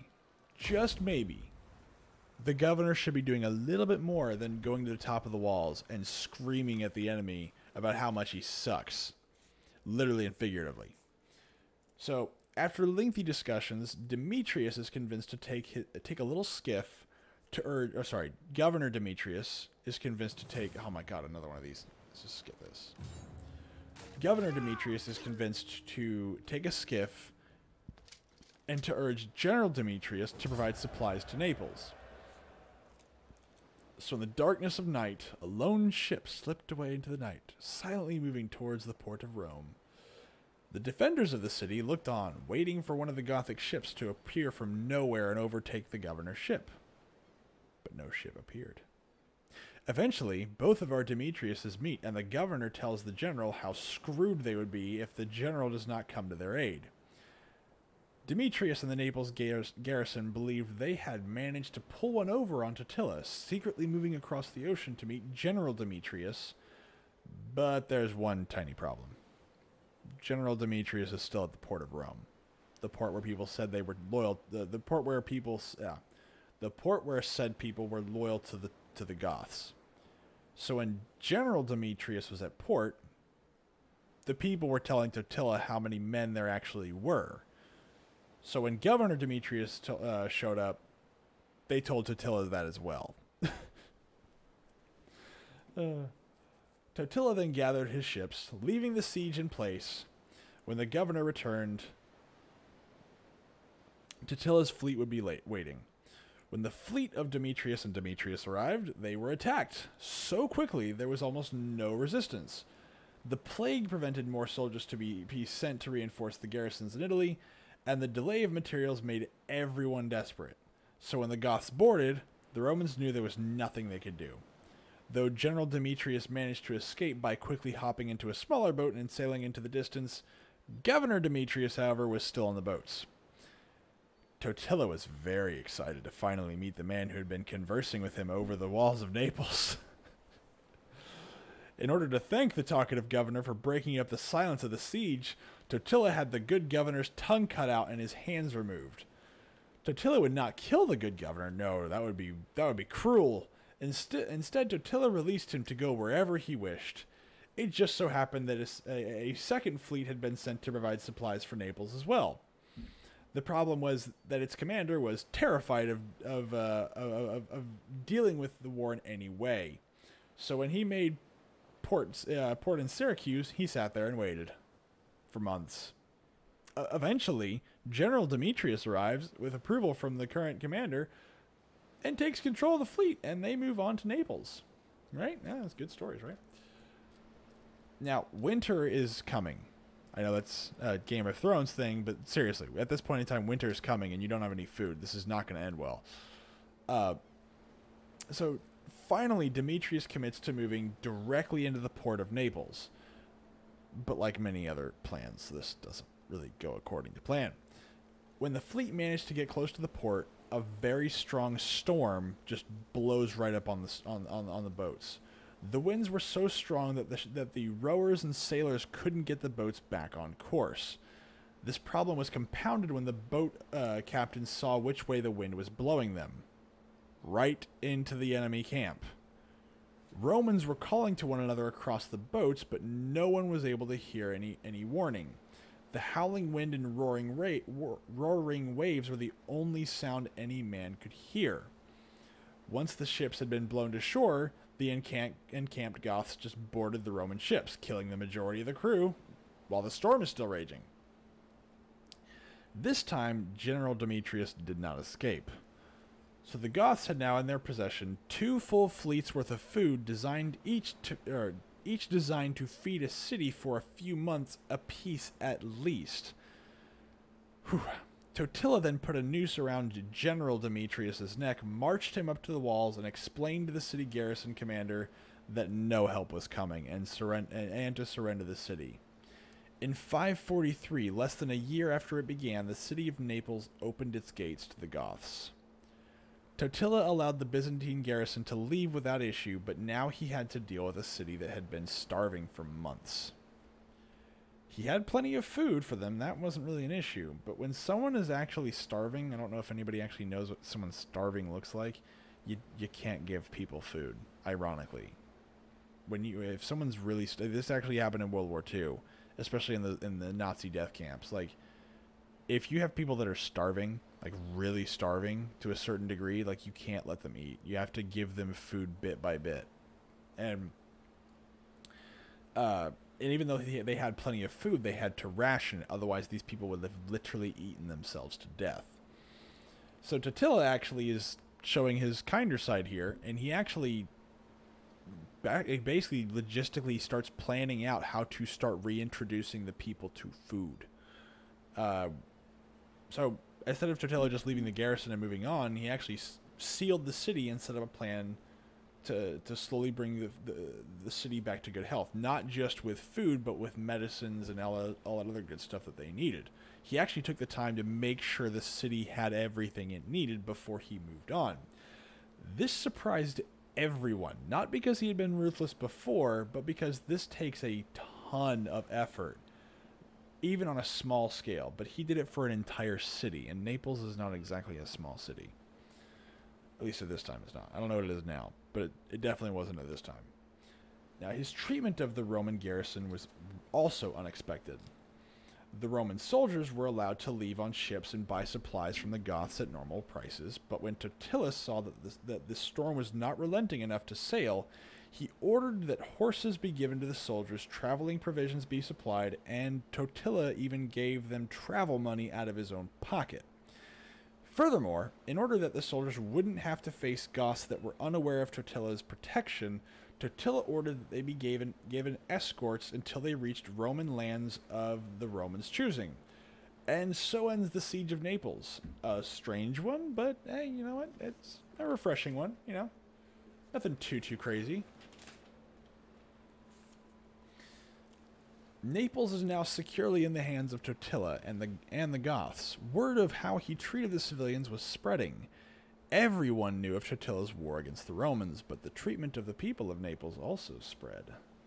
Totila wasn't a bloodthirsty tyrant, but a sensible man. This is reinforced in the next event Totila had to deal with: dispensing justice fairly. Instead of turning our attention to the next conquest or siege, I think we should look at a story of how he dealt with a matter regarding one of his own bodyguards. After the siege of Naples, a Roman father came before Totila and accused one of his bodyguards of forcing himself onto his unwed and unspoiled daughter. I'm going to use those words because I'm not sure Twitch would like the words that were actually used. But needless to say, it was violent. And Totila questioned his bodyguard, who did not refute any of the charges made against him. He then threw his bodyguard into prison, but the Gothic nobility were a little disturbed by this action because he was an active soldier in the army and was a good soldier. The Gothic nobles then requested Totila release the man and dismiss the charges. Now, Totila actually gives a very, very good speech here, but it's like a very, very long one, and I'm not going to read it. I thought about it. I'm not going to read it. It's really, really long. But essentially, to kind of paraphrase it, what he says is he tells the Gothic nobles that a long time ago, God had essentially blessed the Goths with land. Basically the way he kind of worded it was that, originally when the Goths were looking for a home in the Roman lands, they weren't given anything. And then God said, well, I'm going to give you an opportunity. And in the beginning, under Theodoric the Great, they did in fact do quite well. But because of their sin, God took their land away from them. And he did so in a way that was so devastating that the only way you couldn't tell that it was God's hand at work was if you were blind. And the reason he did that, according to Totila, was because of the debauchery and the sin in which that the Gothic peoples dispensed justice and fairness for their own people and for the people of Rome. And so he then turns to the nobles and asks them, okay, well, these are facts. These are things that are true. And let's be real. Like, I mean, when in Rome, do like the Romans. Let's be real. Goths were the Gothic kings and nobility after Theodoric the Great weren't that great. I mean, some of them literally drank and whored themselves to death. That's how debauched some of these people were. And he then asks the Gothic nobility to simply be like, okay, well, do you want to go back to that when God abandoned us? And of course, the Gothic nobility shuts the hell up real fast because they're not going to argue with, one, the guy who's been winning all their fights, and two, a argument of, hey, remember last time y'all screwed this up and you tried to play favorites instead of dispensing God's justice? And that was the end of the argument. So by the end of this, and again, like as long-winded as that was, the speech is far longer. But it is actually very good. I thought about putting it in there, but it's just so darn long. It's just long. It's pages. I can't do it. Not tonight. The nobles, by this point, are thoroughly convinced that they agreed to let Totila just act as he saw fit in the justice of the matter. So the very next day, Totila ordered that his own bodyguard be put to death. Once the execution was done, all the wealth the bodyguard had accumulated was then given to the woman he had violated. This only further boosted the fame of Totila as a good leader. The Romans left in Italy were not helping their own cause either, or I should say the Byzantine Romans. Totila had managed to take nearly every settlement and town of note except the ones with considerable garrisons. Food was running low across the Roman armies and cities, and thanks to the treatment of the people, thanks to the treatment the people were receiving under the Romans, the population was becoming most unhappy. So the remaining Roman commanders sent a letter to Justinian stating that the defense of Italy was essentially impossible. They did not have the men or resources to defend what little they managed to keep. Totila would then send a letter to Rome requesting that it switch sides to the Goths. His letter brought up how unfairly the people had been treated by their new owners and how well the Goths had treated them in comparison. He promises them that no harm will come to the citizenry while the Goths take the city, but warns them that actively resisting is something that won't end well.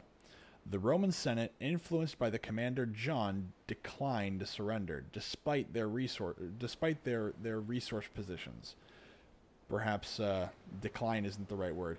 Perhaps maybe John prevents the Senate from replying to Totila in any way. Totila then sent smaller letters and then scattered them throughout the city in the dead of night.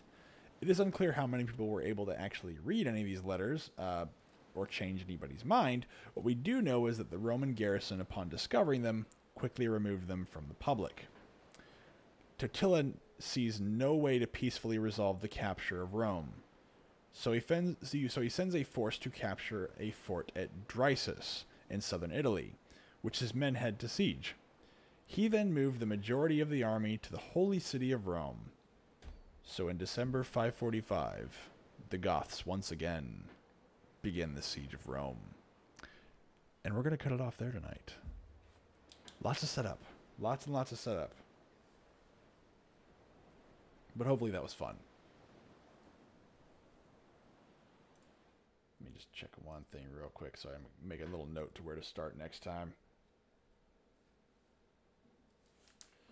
But yeah, so lots of little stuff going on. Jeez. So hope everybody enjoyed that. Oops.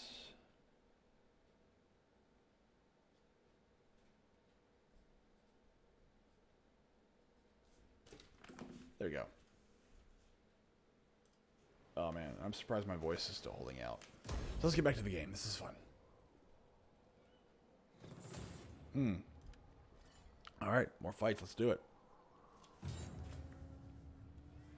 But yeah, so next is going to be, well, the beginning of a nasty little horror show that we'll get into. I actually, I wanted to make sure I got all the details I could for the second Siege of Rome, and it's, man, is it a doozy. They, some of those historians really don't pull their punches as to how bad things got. But we'll get there. We'll get there. We'll get there. I don't want to spoil it. But needless to say, wait, where are they coming from? I don't even know which way the enemy's coming from. But yeah, no, so it's interesting because Totila actually goes out and makes sure a lot of times that the people that he's going to be ruling over don't fear him. Which is definitely a good thing to do if you're going to be an invading force, especially one that people already know. I mean, because let's be real, like at this point in time, people knew the Goths, and they were actually relatively comfortable with dealing with them. I mean, Goths were everywhere. Like you couldn't walk through Italy and not find a Goth somewhere. I mean, even though the Goths were supposed to be relegated to northern Italy, Gothic culture is still kind of starting to weed its way into the rest of the world, or rest of the Roman world. Like actually, I was telling somebody this the other day. Is like one of the reasons why. Oh, hello. What are y'all doing? Y'all. Oh, this way, right? This way. One of the reasons why, like, we have the Dark Ages, which technically now we are now in the first swings of the Dark Ages.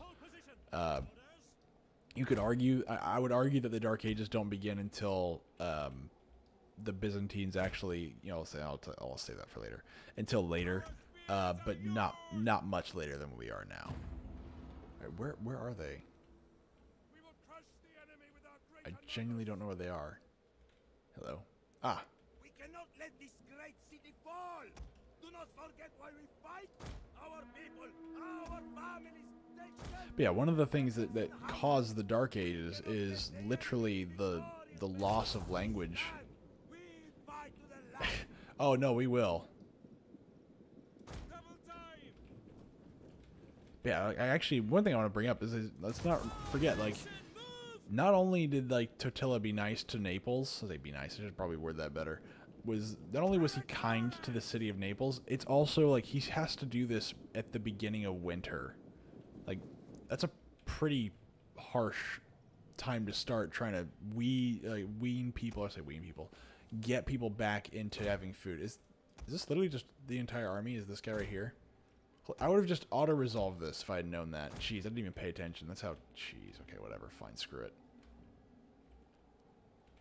The enemy has found our concealed unit. I would hope this is the end, because I'd be very, very upset if I literally just started this for just this. You know what's really sad? No footprints. None. Not one. Not a single footprint. It's just snow. Our victory grows Okay, I did that all to watch, not even watch. I did that all just to have a general attack me. I didn't even realize that.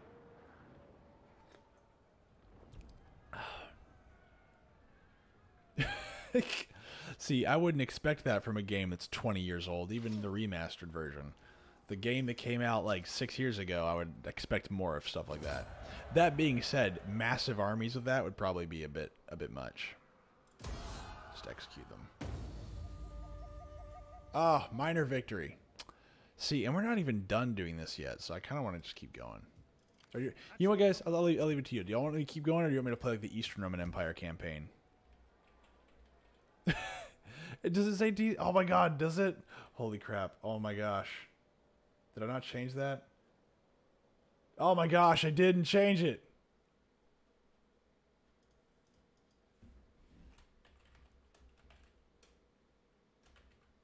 I'm such an idiot. Oh my god.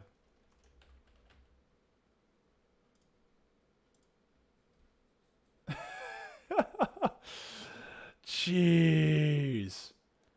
Well. Oh well, I'll fix it in post. Oh my god, I'm a dum-dum. So, I'll leave it to you guys. Do you want me to... I can keep playing the Western Roman Empire campaign. Oh my god, I can't believe I left it as CNC Generals. Oh my god.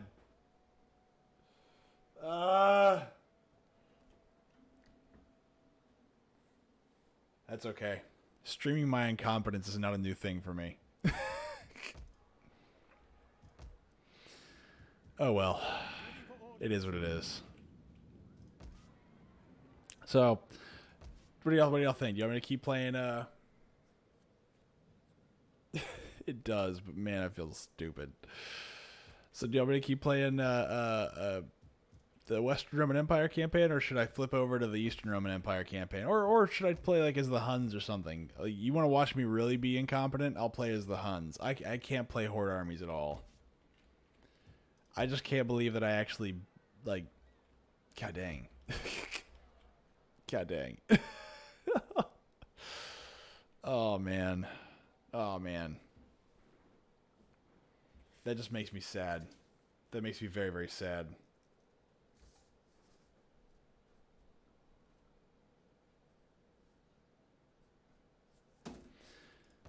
But yeah, what do you want to do? You want to keep going, or do you want to flip over to a different campaign? I'm fine with whatever. I managed to beat the Western Roman Empire campaign, or at least I managed to survive it, I should say. Actually, let's see. What is the long... Is there a long victory, or is it just a short victory? By spring... Okay, so there is actually... Okay, so actually, there is longer. Why did it say that I won? So I got another 25 years. So I guess we're not done yet. That's a minor victory, though. Survive till 450. Survive till final date 450. Germania, Caledonia. Okay, so all I got to do really is... Wow. Okay, so I'm actually really close to beating this on, like, everything. So let's keep pushing it. All right, my bad. I thought we were done. Okay, never mind. We actually have more places to go, so never mind. That decision is no longer even on the table. We're gonna keep going. Now let's see here. What do we got?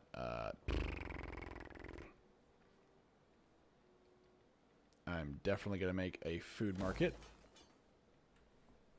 and we're gonna make this place happy. More food. We're gonna make this place. They're gonna have so much food they're not even gonna know what to do with it. Then we need.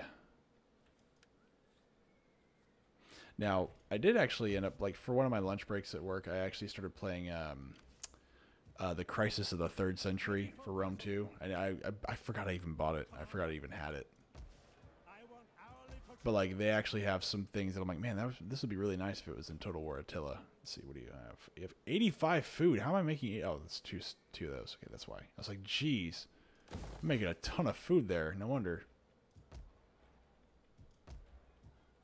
Alright, so now that this stream is properly titled as Total War Attila, now that I'm 2 hours in and I did all my history stuff, now that that's out of the way, I'm so glad that I didn't catch that. Man, I'm gonna feel stupid about that, especially after I was ranting about the stupidity of, you know, movies. I feel really smart right now. I'm like super duper smart. I'm like big brain right here. I have the biggest of the brains. Yeah, you better run. Now I gotta deal with these frickin' rebels. I like how I'm just always in a state of civil war. I can't just ever be out of it. So, how was everybody's week this week? Hopefully everything was good. Grim apparently is able to swim underneath his house. That's always nice.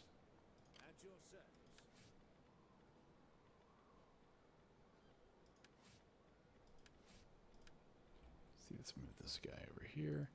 I've got an art there. Look at that. Ooh, new stuff. Oh, crap. I can't upgrade.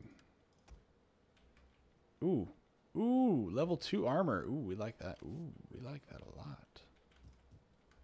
See, now I need to get an army, though, to move over this way so I can retake Germania. See, when does Attila die? I forget. Is he still alive? Yeah, he's still alive. I know he doesn't live very long, but... More hordes. Hello. Ooh. So yeah, next turn I'm going to start assigning more governors here.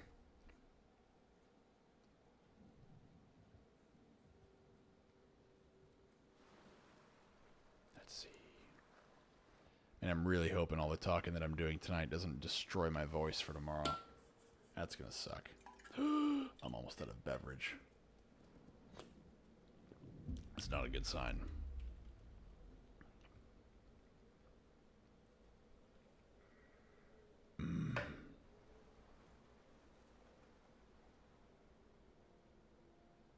Man, it's quiet tonight. Well, aside from my my pets trying to destroy my home downstairs, apparently, yeah, it's quiet tonight. Man, I can't believe I got to go back and frickin' edit part of the video to make sure that it says Total War Attila. But that's what I get. That's what I get for not... See, this should be another lesson to me about how I should slow down and double check my work. See, my teachers in school have always told me that. My dad always told me that. Just slow down and do your work. Just double check it. Just make sure it's right before you send it out. Say, nah, I'm good. Who needs to double check work? That's crazy talk.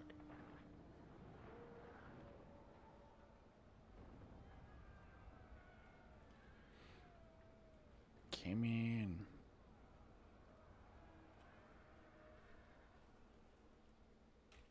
Let's see what we got. And they got... Oh, that didn't sound good. At least it's foggy, so they have less accuracy.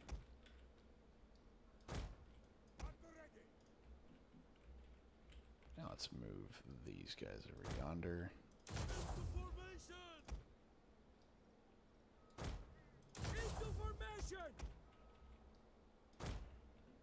Okay, let's move you guys right in here, and then where's my horsey boys? There we go.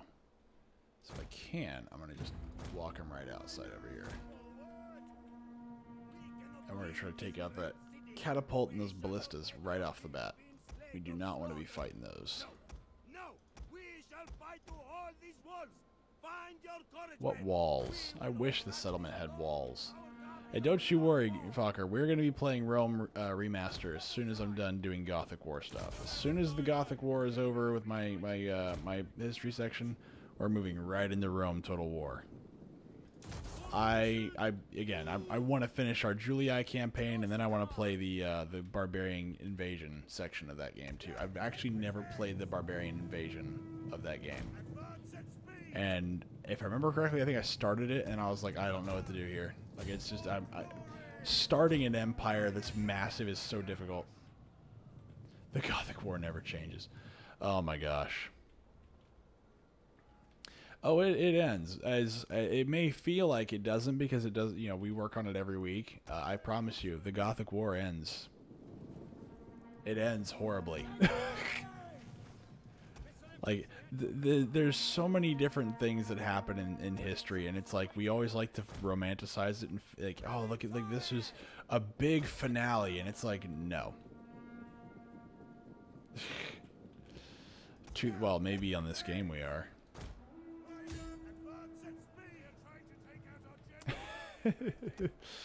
Jeez. No, so we don't fight them though. We take their women. So that was inappropriate.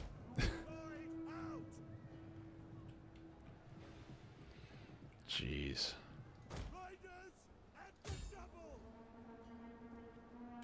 I think I put a meme about that in the Discord. It was like super Roman-y, but it was like a Roman soldier taking a Gothic wife, and it's like, you're basically a pagan, but I'm still gonna marry you anyway and convert you, right?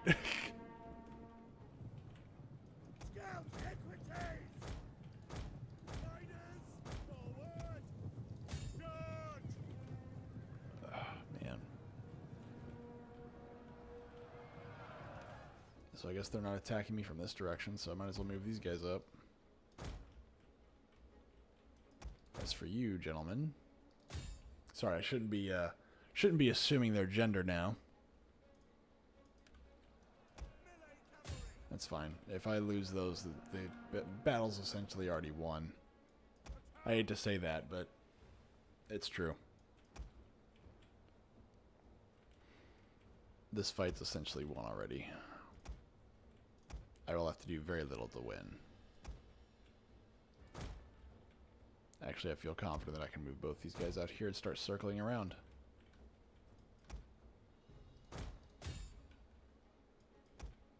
Oh my. Oh my. Oh my. I'm gonna do the George Takei. Oh my. Oh, George Takei. How weird you've become, whatever. Same thing. Not the same thing though. Bam.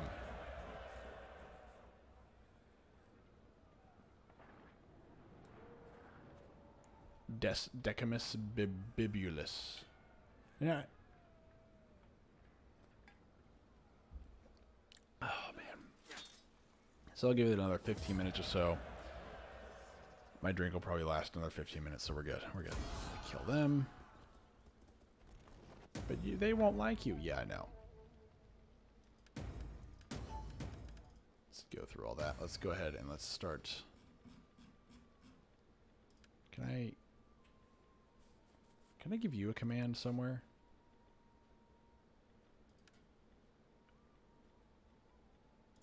Definitely want that. Are there other armies that I have? I didn't realize I had different armies.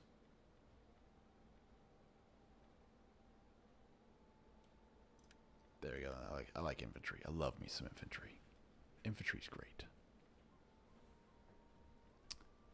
-5 on laying siege, construction, no. Public order +5, nope. Research rate, nope. Tax rate, nope.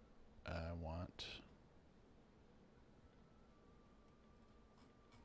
So what we got here? What do we want to use for this guy? We want authority when leading in general, or do we want... Yeah, let's do that. Let's do that one. And how many armies do I have? I think I probably have all my armies that I can have. Oh, nope. I can have 12 armies. Ha! So let's see here. Let's reinstate a legacy. Oh, there he is, boys. There's the heir. At the ripe old age of 18, he will be a commander of an army.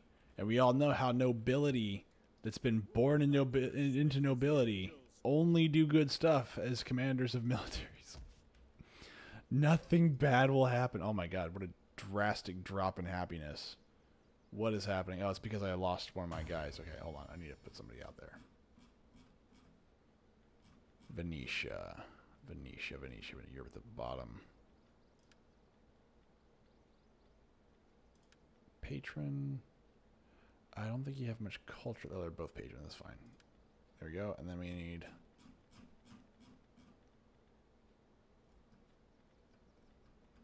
Where's there is Occidentalis.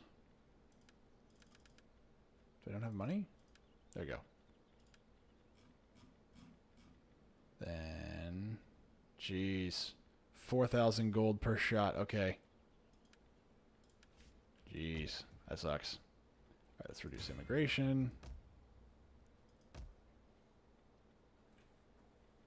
Reduce immigration.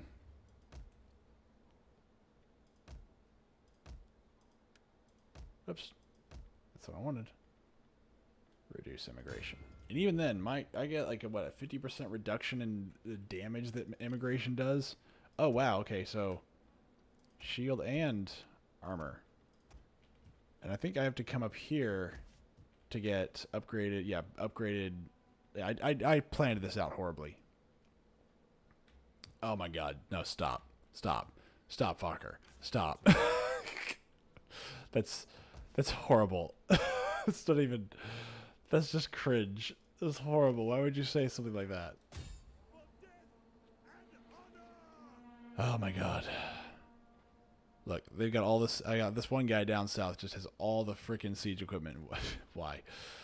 Because that's horrifying. That's almost as bad. Actually, I can't think of it. I don't know. I don't know. Despite all my failings, I'm still just a goth in a cage. Oh my god. I approve of the attempt. Let's put it that way.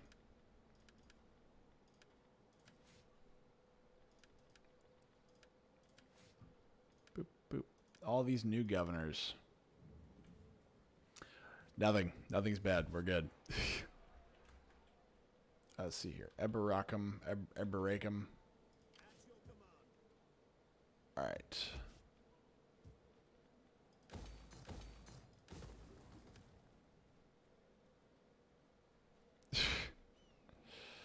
Oh man. I don't know. I mean, the effort they probably put into that was a lot less than we think. I think that... So, Rome Remaster has a lot of good stuff about it. The UI is probably the worst. The interface is probably the part that I would say needs the most. It needs to change. That's probably the one thing about that game that I think if I could go back and change that, I would love to change that. Its UI is meh at best. Siege to the settlement. It's just I don't know if they were trying to make it more user friendly. I would assume they were, but they failed at that. Let's just put it that way. They failed at this. Alright, let's see if we can invade Eblana.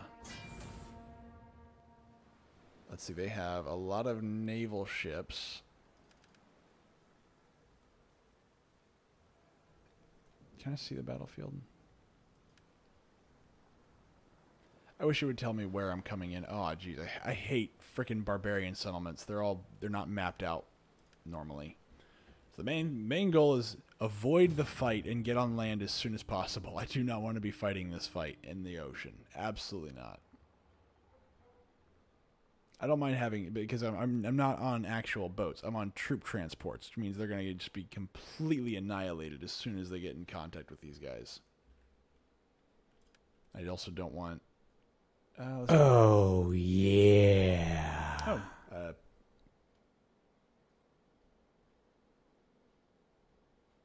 I'm confused, Haas. I thought you had already actually followed me, but thank you, sir.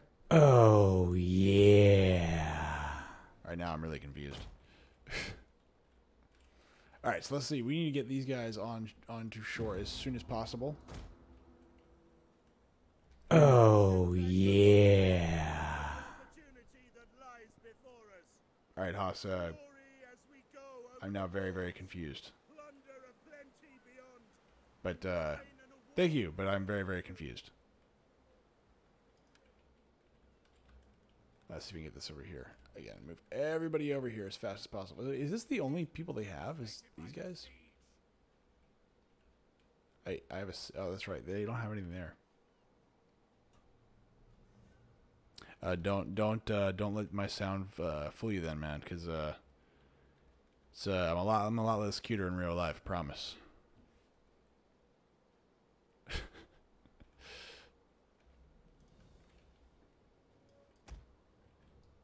But I appreciate that.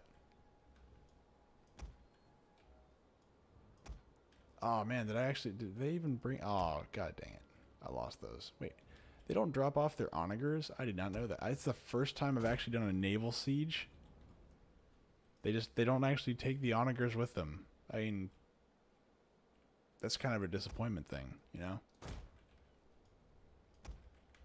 So how you doing tonight, Dwight? Here come the bad guys.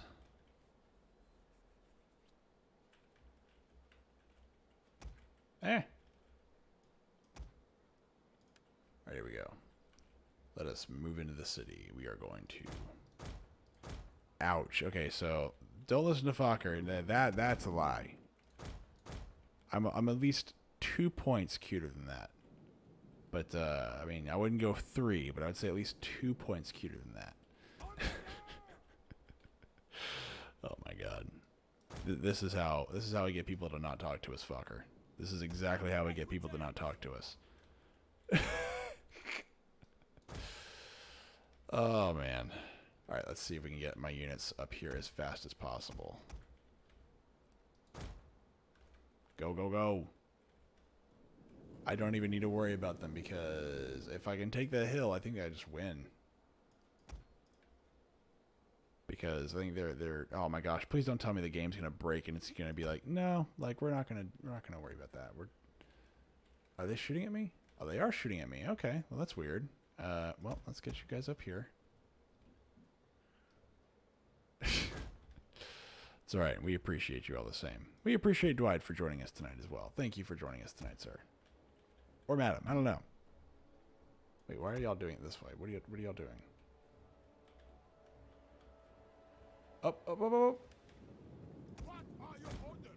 Well, obviously I completely did this wrong. That's okay.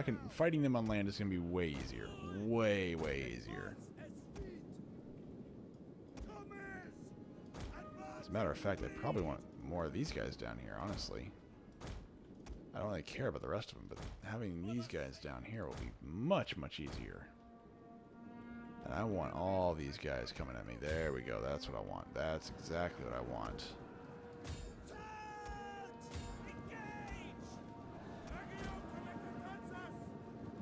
Ooh. Finally, some my commander's on the ground. He's in actual infantry. Love me some heavy infantry.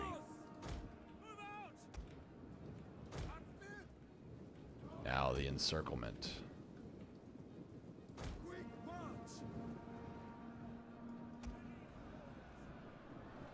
Yes, the sweet, sweet encirclement. They better pucker up those butt cheeks, because they're about to get clapped. Watch me lose.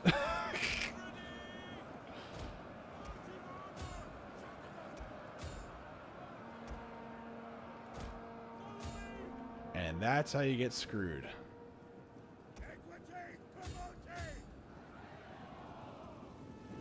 Oh my gosh, I literally don't have any horses at all. I just have infantry.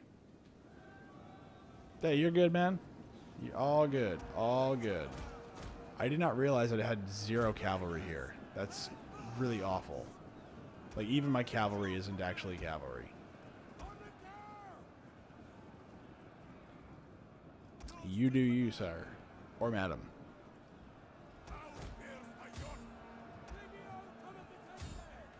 Alright, let's see here. There we go. There we go. End battle. Very good. But you are fine. Aside from the fact that my voice will probably give out eventually.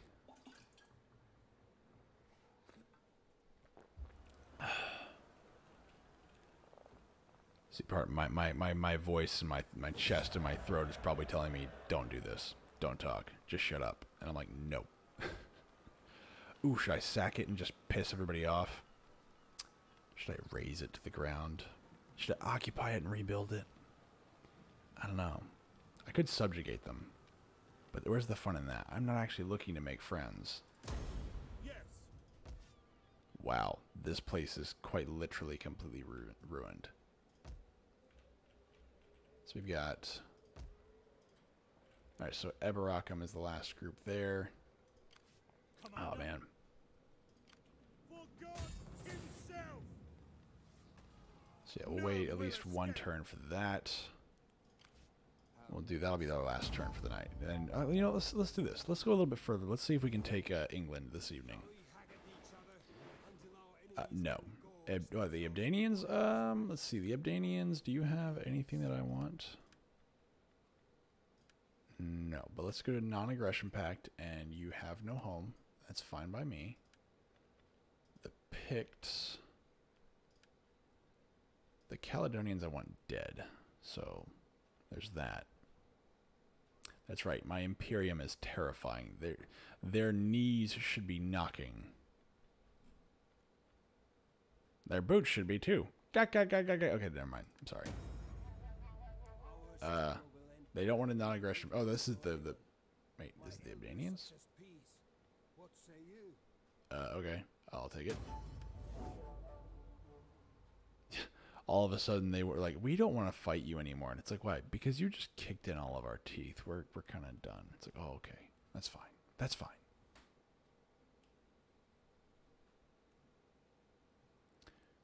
Look at that, guys. Look at that. Now, the sad part about this game is the fact that they introduced the Vikings, and the Vikings don't show up till way later. Like, way later. It's weird. Like, they kind of just shoehorned them in here. They could have just had them in as another part of the game later on, and that would have worked. But no, they needed to put them in here. As far as I know, Vikings did not show up in Europe just yet. Not that I'm a Viking historian, but I don't know. It just seems weird. I don't like that. Historical inaccuracies bother me. I can't imagine why. Oh my gosh, you're still going to try to siege me. Okay, and you are too. Okay, well, let's just fix those real quick. But yeah, I'm going to see if we can take out all of England and gain all of it. Viking Tactical. Never even heard of it. Sounds like a fed op. That's all I'm saying. Roman separatists have finally been defeated. Don't worry, they'll be back. How does he not have only female family members and may marry not? Well, yeah, of course. I'm not trying to look for that. I'm more just like, there should be an option to get married, isn't there? Oh no, this one's different. I have to actually find. That's what it is. I remember now. What is it? Arranged marriage. -1 authority.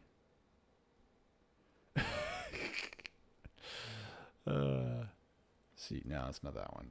What's another ally that I have? So she's not very good for me. So good for me. Good for my guy here. The Geats like me. Ooh, should I marry him to a pagan? A poisoner. And she's pagan. Oh, okay. I mean, I'm really tempted. I'm really tempted. Should I marry him to a pagan? I kind of want to see if I can do it. Oh, it's low. What if I offer her some money? Money, money, money, money, money. Nope. What if I give you money?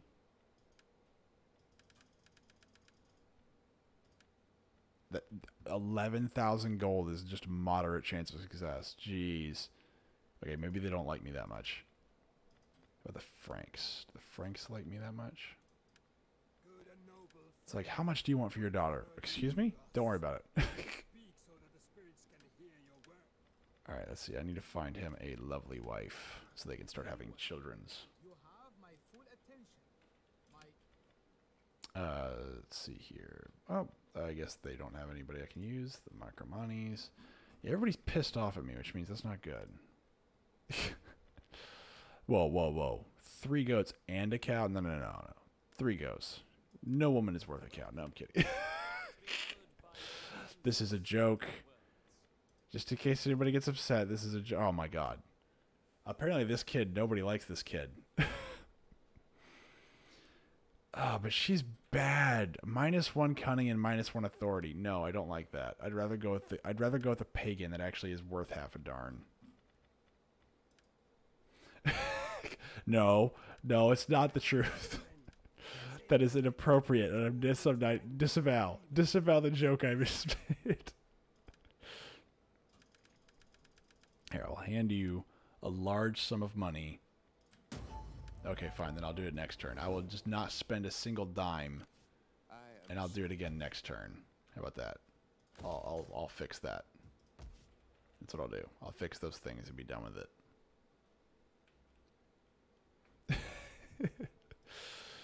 Oh my God. See, this is how I'm going to lose my Twitch channel. I'm going to make a joke that is actually obviously not real. And someone's going to be like, oh, no, see, he said women aren't worth cows. And I was like, oh, I can't take it. Ooh, that's a weird way to die. Stabbed right in the face. Advance. Okay. Now that Civil War is over, fantastic, and oh my God, stop! You're gonna get me in trouble. Wow, he had what? 5 kids, and the two girls died. Of course they did. Of course. Oh, sorry. No, there's one girl here. She lived. Let's see here. Let's see if I can.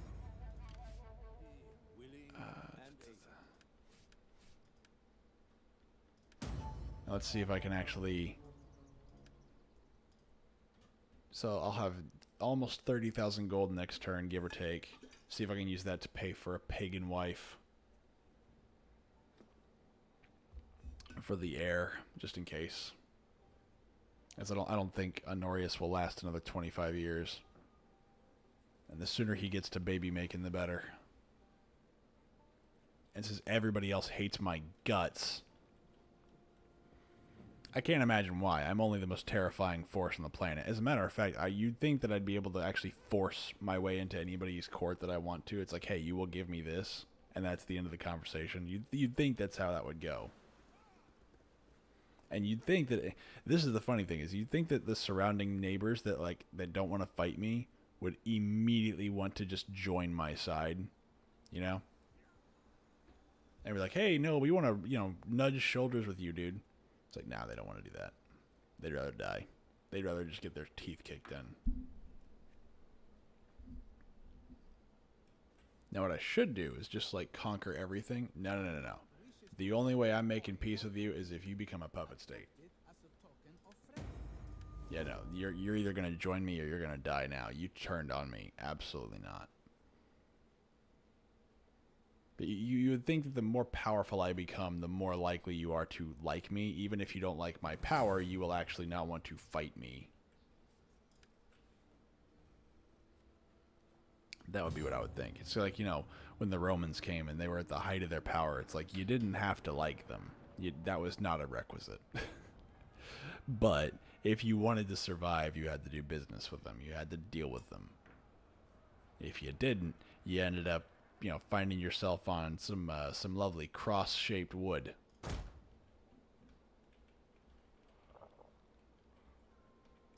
Agitaria! Defensive positions. Now let's move you guys over here.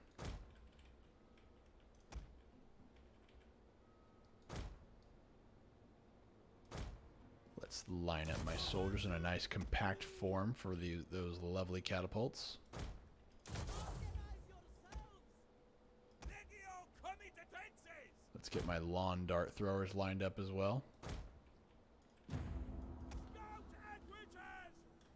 And let's move you guys, let's swing you guys way, way out there. Let our people be enslaved or slaughtered. No, no. We shall fight to hold these woods. Find your forestmen. We will hold back this storm. Our capital will not fall. At speed.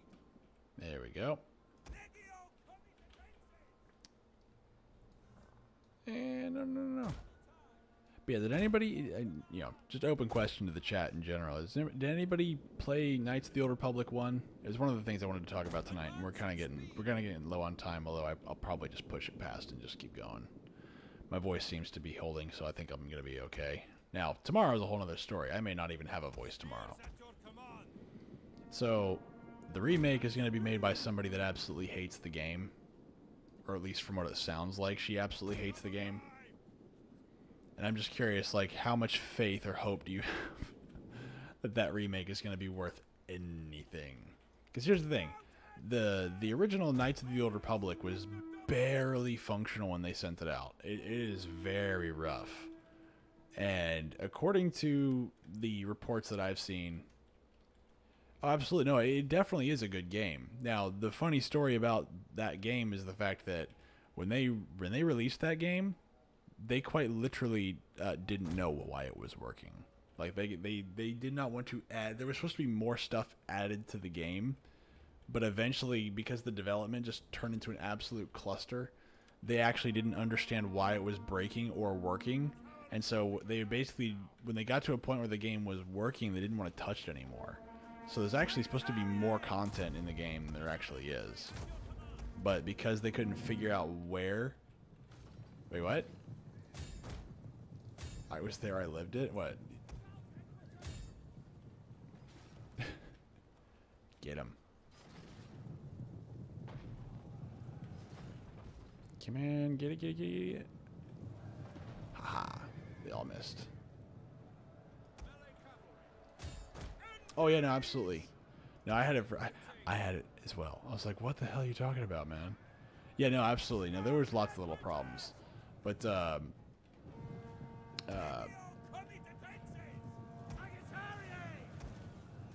I remember when it first came out too. I was so excited, but again, it's an RPG. So the first time I played that game, I was terrible at it. I had to eventually. I think I had to turn it down on easy mode because I couldn't play it. I guess I just did not have the mental capacity to understand an RPG is not a hack and slash or just a bash your way through stuff game. You actually had to think about what you were doing.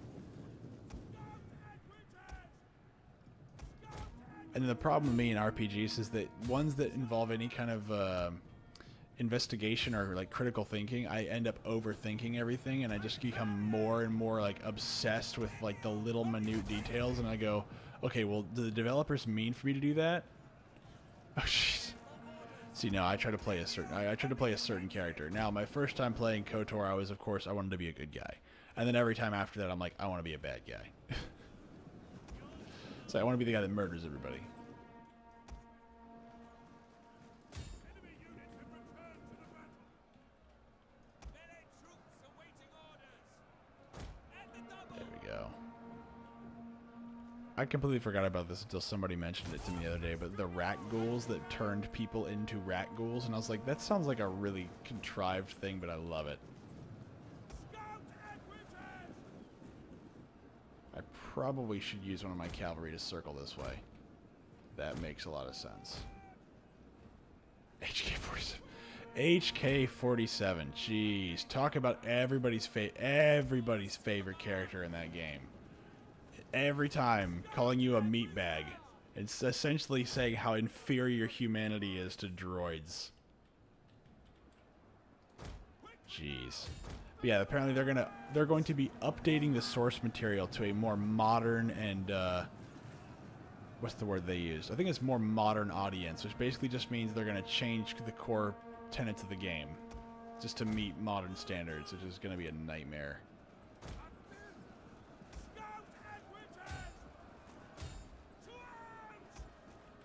I'm not looking forward to that game. As a matter of fact, if they get it working and if they can do it, I'm probably gonna avoid that. Or maybe what I'll do is I'll play it and then I'll be like, okay, this just makes me wish they were just remastering the original.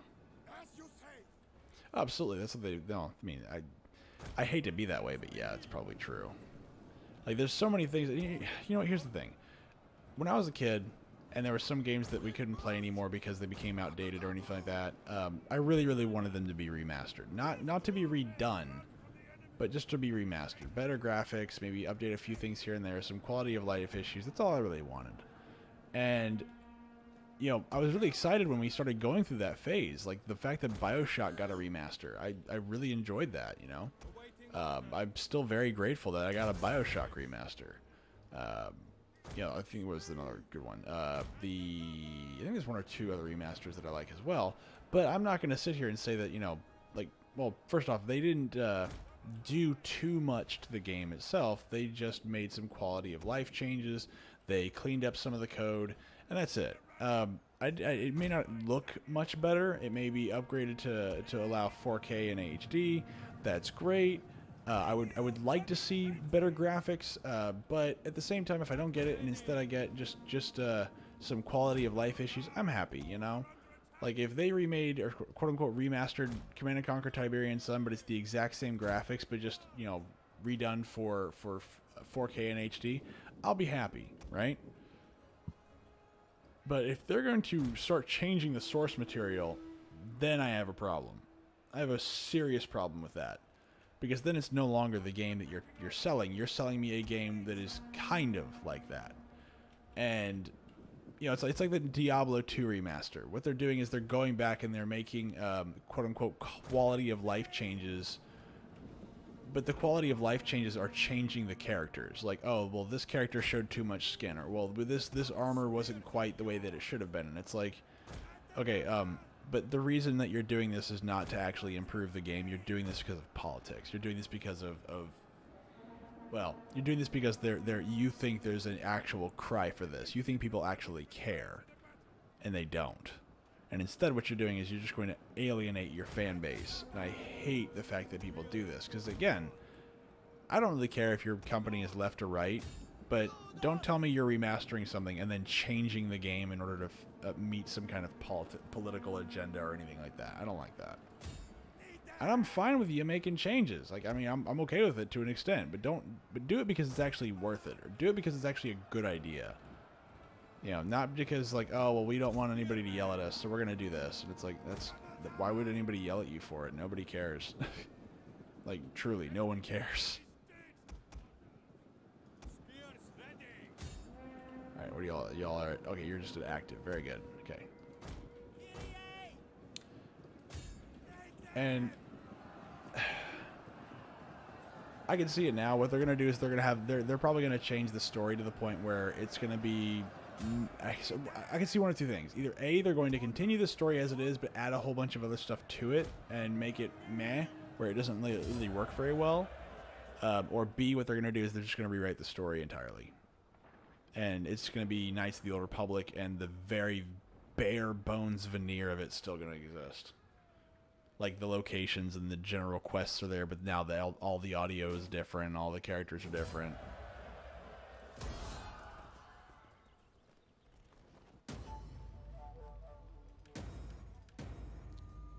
Huntus.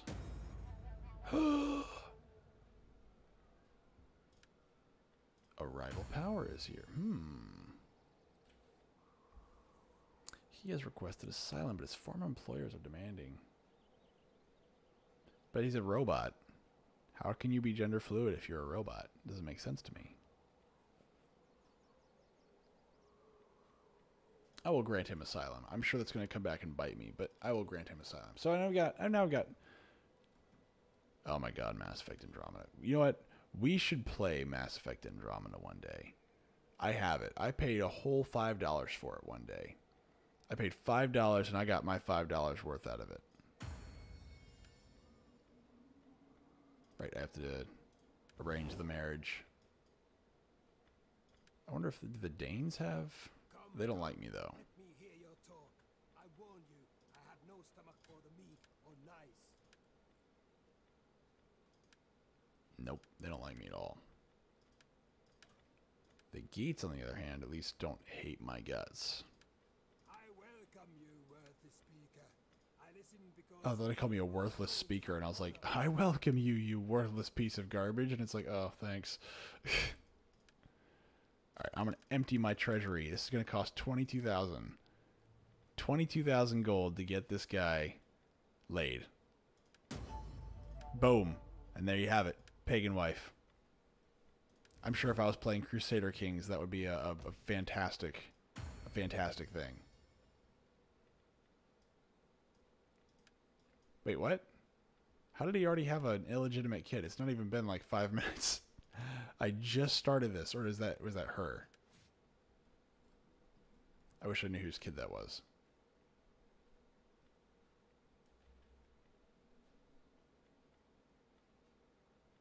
I genuinely don't know whose kid that was, so. And let's see, who else can I get married off to here? Now that I've got no money. So not yet. Not yet. But I guess the Geats are probably happier with me now.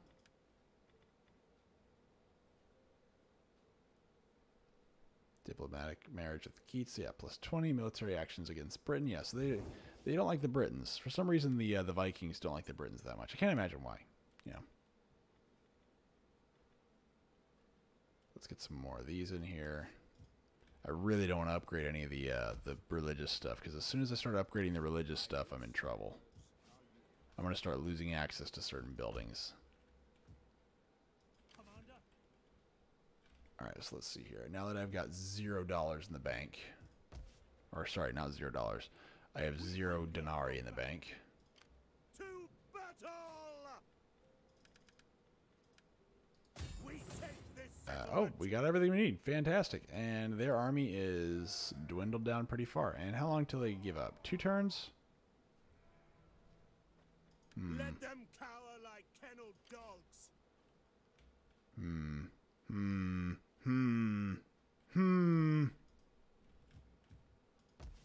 Oh, I also need to do that too, so that's next on my list of things to deal with. I got an army just sitting here with the Emperor in it, just sitting in ruins. Let's go ahead and let's just go ahead and let's just end the turn.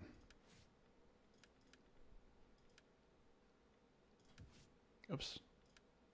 There we go. Oh man, but Mass Effect Andromeda, I think it wasn't a bad. The gameplay was okay, at best, which is kind of fair for a Mass Effect game. The gameplay is meh. The real driver is the story, and the characters, and they fell flat on both. I was uninterested in the bad guys. I was uninterested in the story. I was uninterested in the good guys, and that's what killed it for me. And they actually had to cut some pieces of the game out because it just got so much negativity from it. All right, what kind of... Do I have a big settlement, or... Let's just go ahead and... Oh, it is almost at the halfway mark, so we'll just fight it out.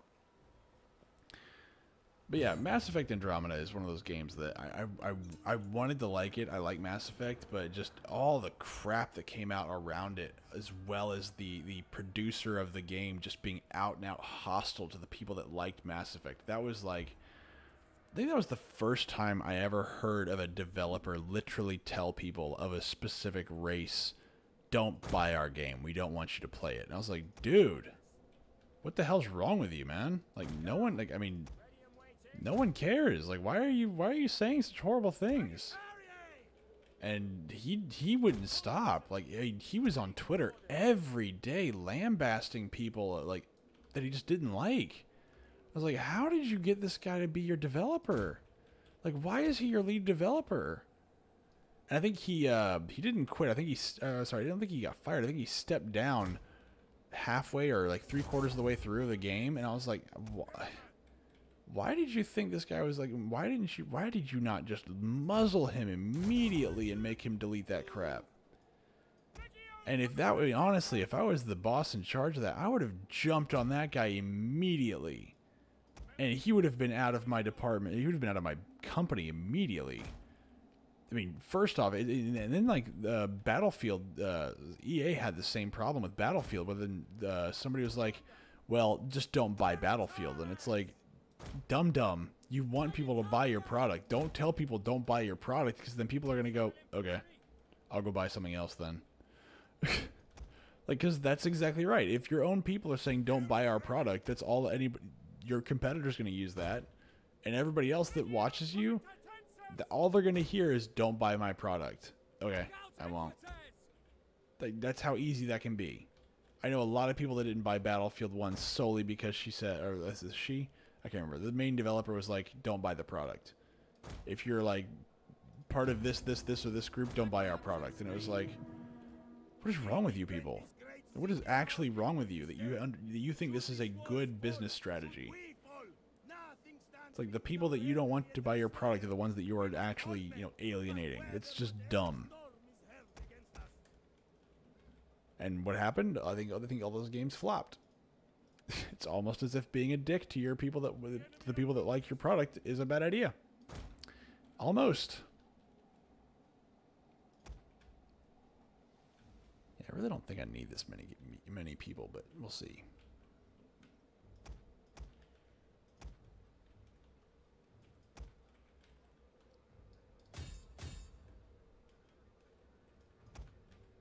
Anyway, isn't Netflix making a live-action Avatar: The Last Airbender TV show? I could have sworn I heard that somewhere, but maybe I'm misremembering. Ooh, pikemen. Definitely need to take those guys out immediately. Those gotta go. Those could not be allowed to live. Pikes are awful.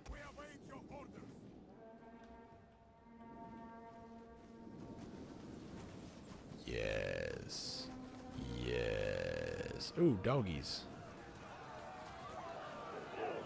We are going to watch mass slaughter. We are going to be PETA and murder innocent pooches. Or Australia, one of the two. Oh, did anybody else hear about that? My blood was boiling when I heard about that. Jeez, I was so angry. Australia murdered, like, what, a dozen or more dogs because they didn't want their families to come pick them up. Why? Because they feared the spread of COVID. So puppies that were waiting to be adopted were killed, shot in their kennels by police. Why? To prevent the spread of COVID. I cannot describe to you the hatred that I have for that country right now. What a piece of crap country that goes that far. It's like, oh, you got a dog? You're having a hard time right now? Perhaps maybe you need a companion? Screw you.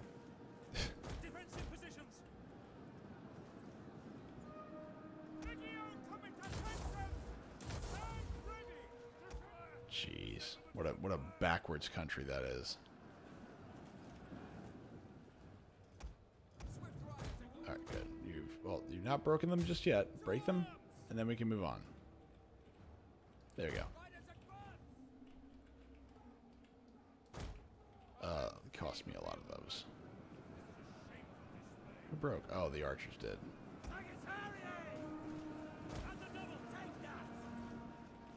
Do we have anybody else? Oh, yeah, I do. There you go. I was going to say unit lag.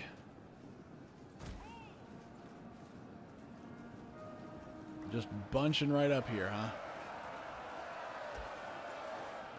They are doing their best to hold that back. That's just not working, though. See, that's not my computer crapping out. That's literally the game just not being able to handle what it puts in there. That's the one thing about Total War Attila that's kind of crappy, is the fact that the game is a bit meh for optimization. Oh, form up.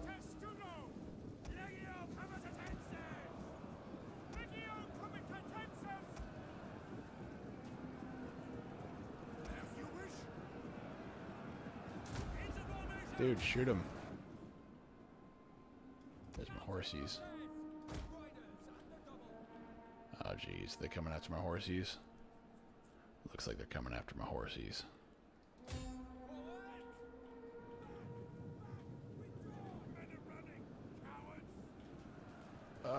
Get him, get him, get him, get him, get him.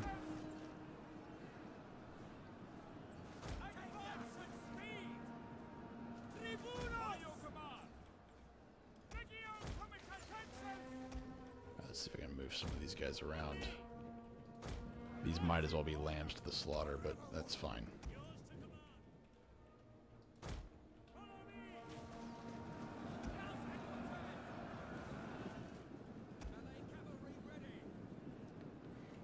Come here. Back up.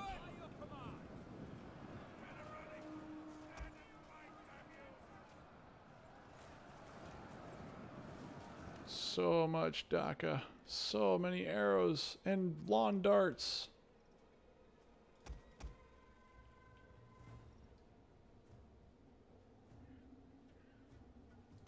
Alright, let's fold up there.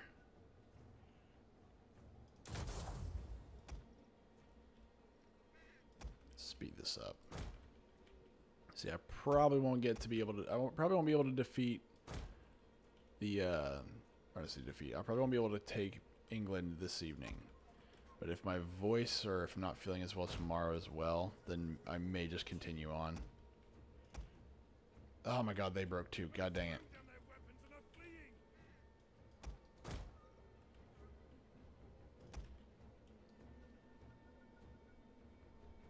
Jeez.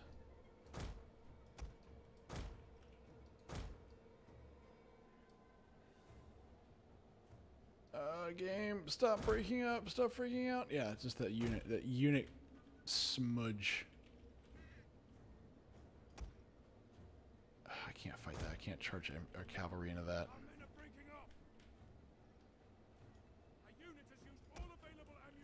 Yeah, I know.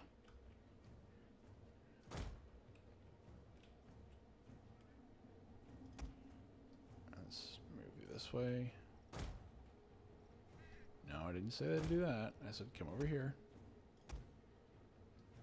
I need you all right behind that. Just layer after layer of units. Our men run from the enemy. As soon as I can get them enveloped, then I'm happy. Why? Oh my God. No. No. Just no. Just absolutely not. No. Men are running. Stand and fight, damn you.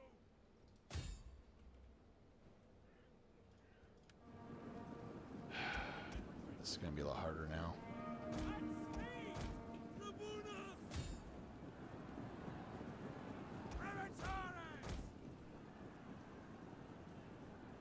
Nordic warriors.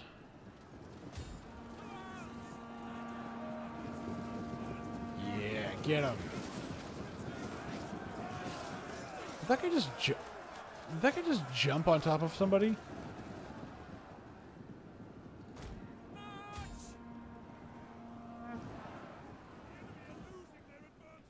Crazy. All right, whatever. There we go.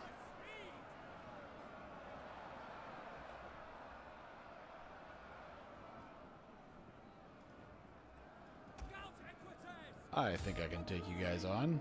What is that? Gagoth? Gagoth? Yeah.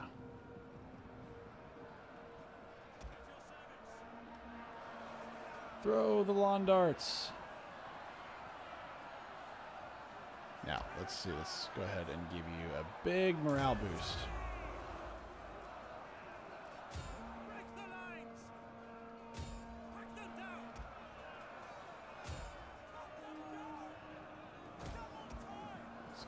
here. So this will this will be my last fight for the evening. I think this is a good ending. Yeah, screw it. Let's just charge him in. Why not? What have I got to lose, right?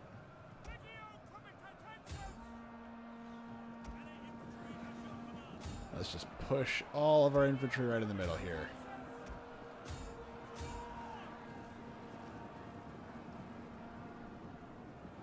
Let's just speed this up. Yep, there they all go. All done.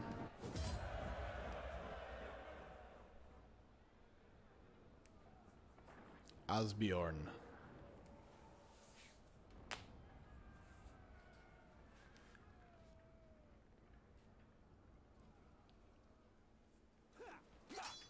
That's right. That's what you get for trying to take Colonia Agrippina, you little buggers. Let's see, execute? Execute. They're Saxons, who cares? No one cares about the Saxons, it's fine. Even back then, no one cares about the Saxons. I'm kidding.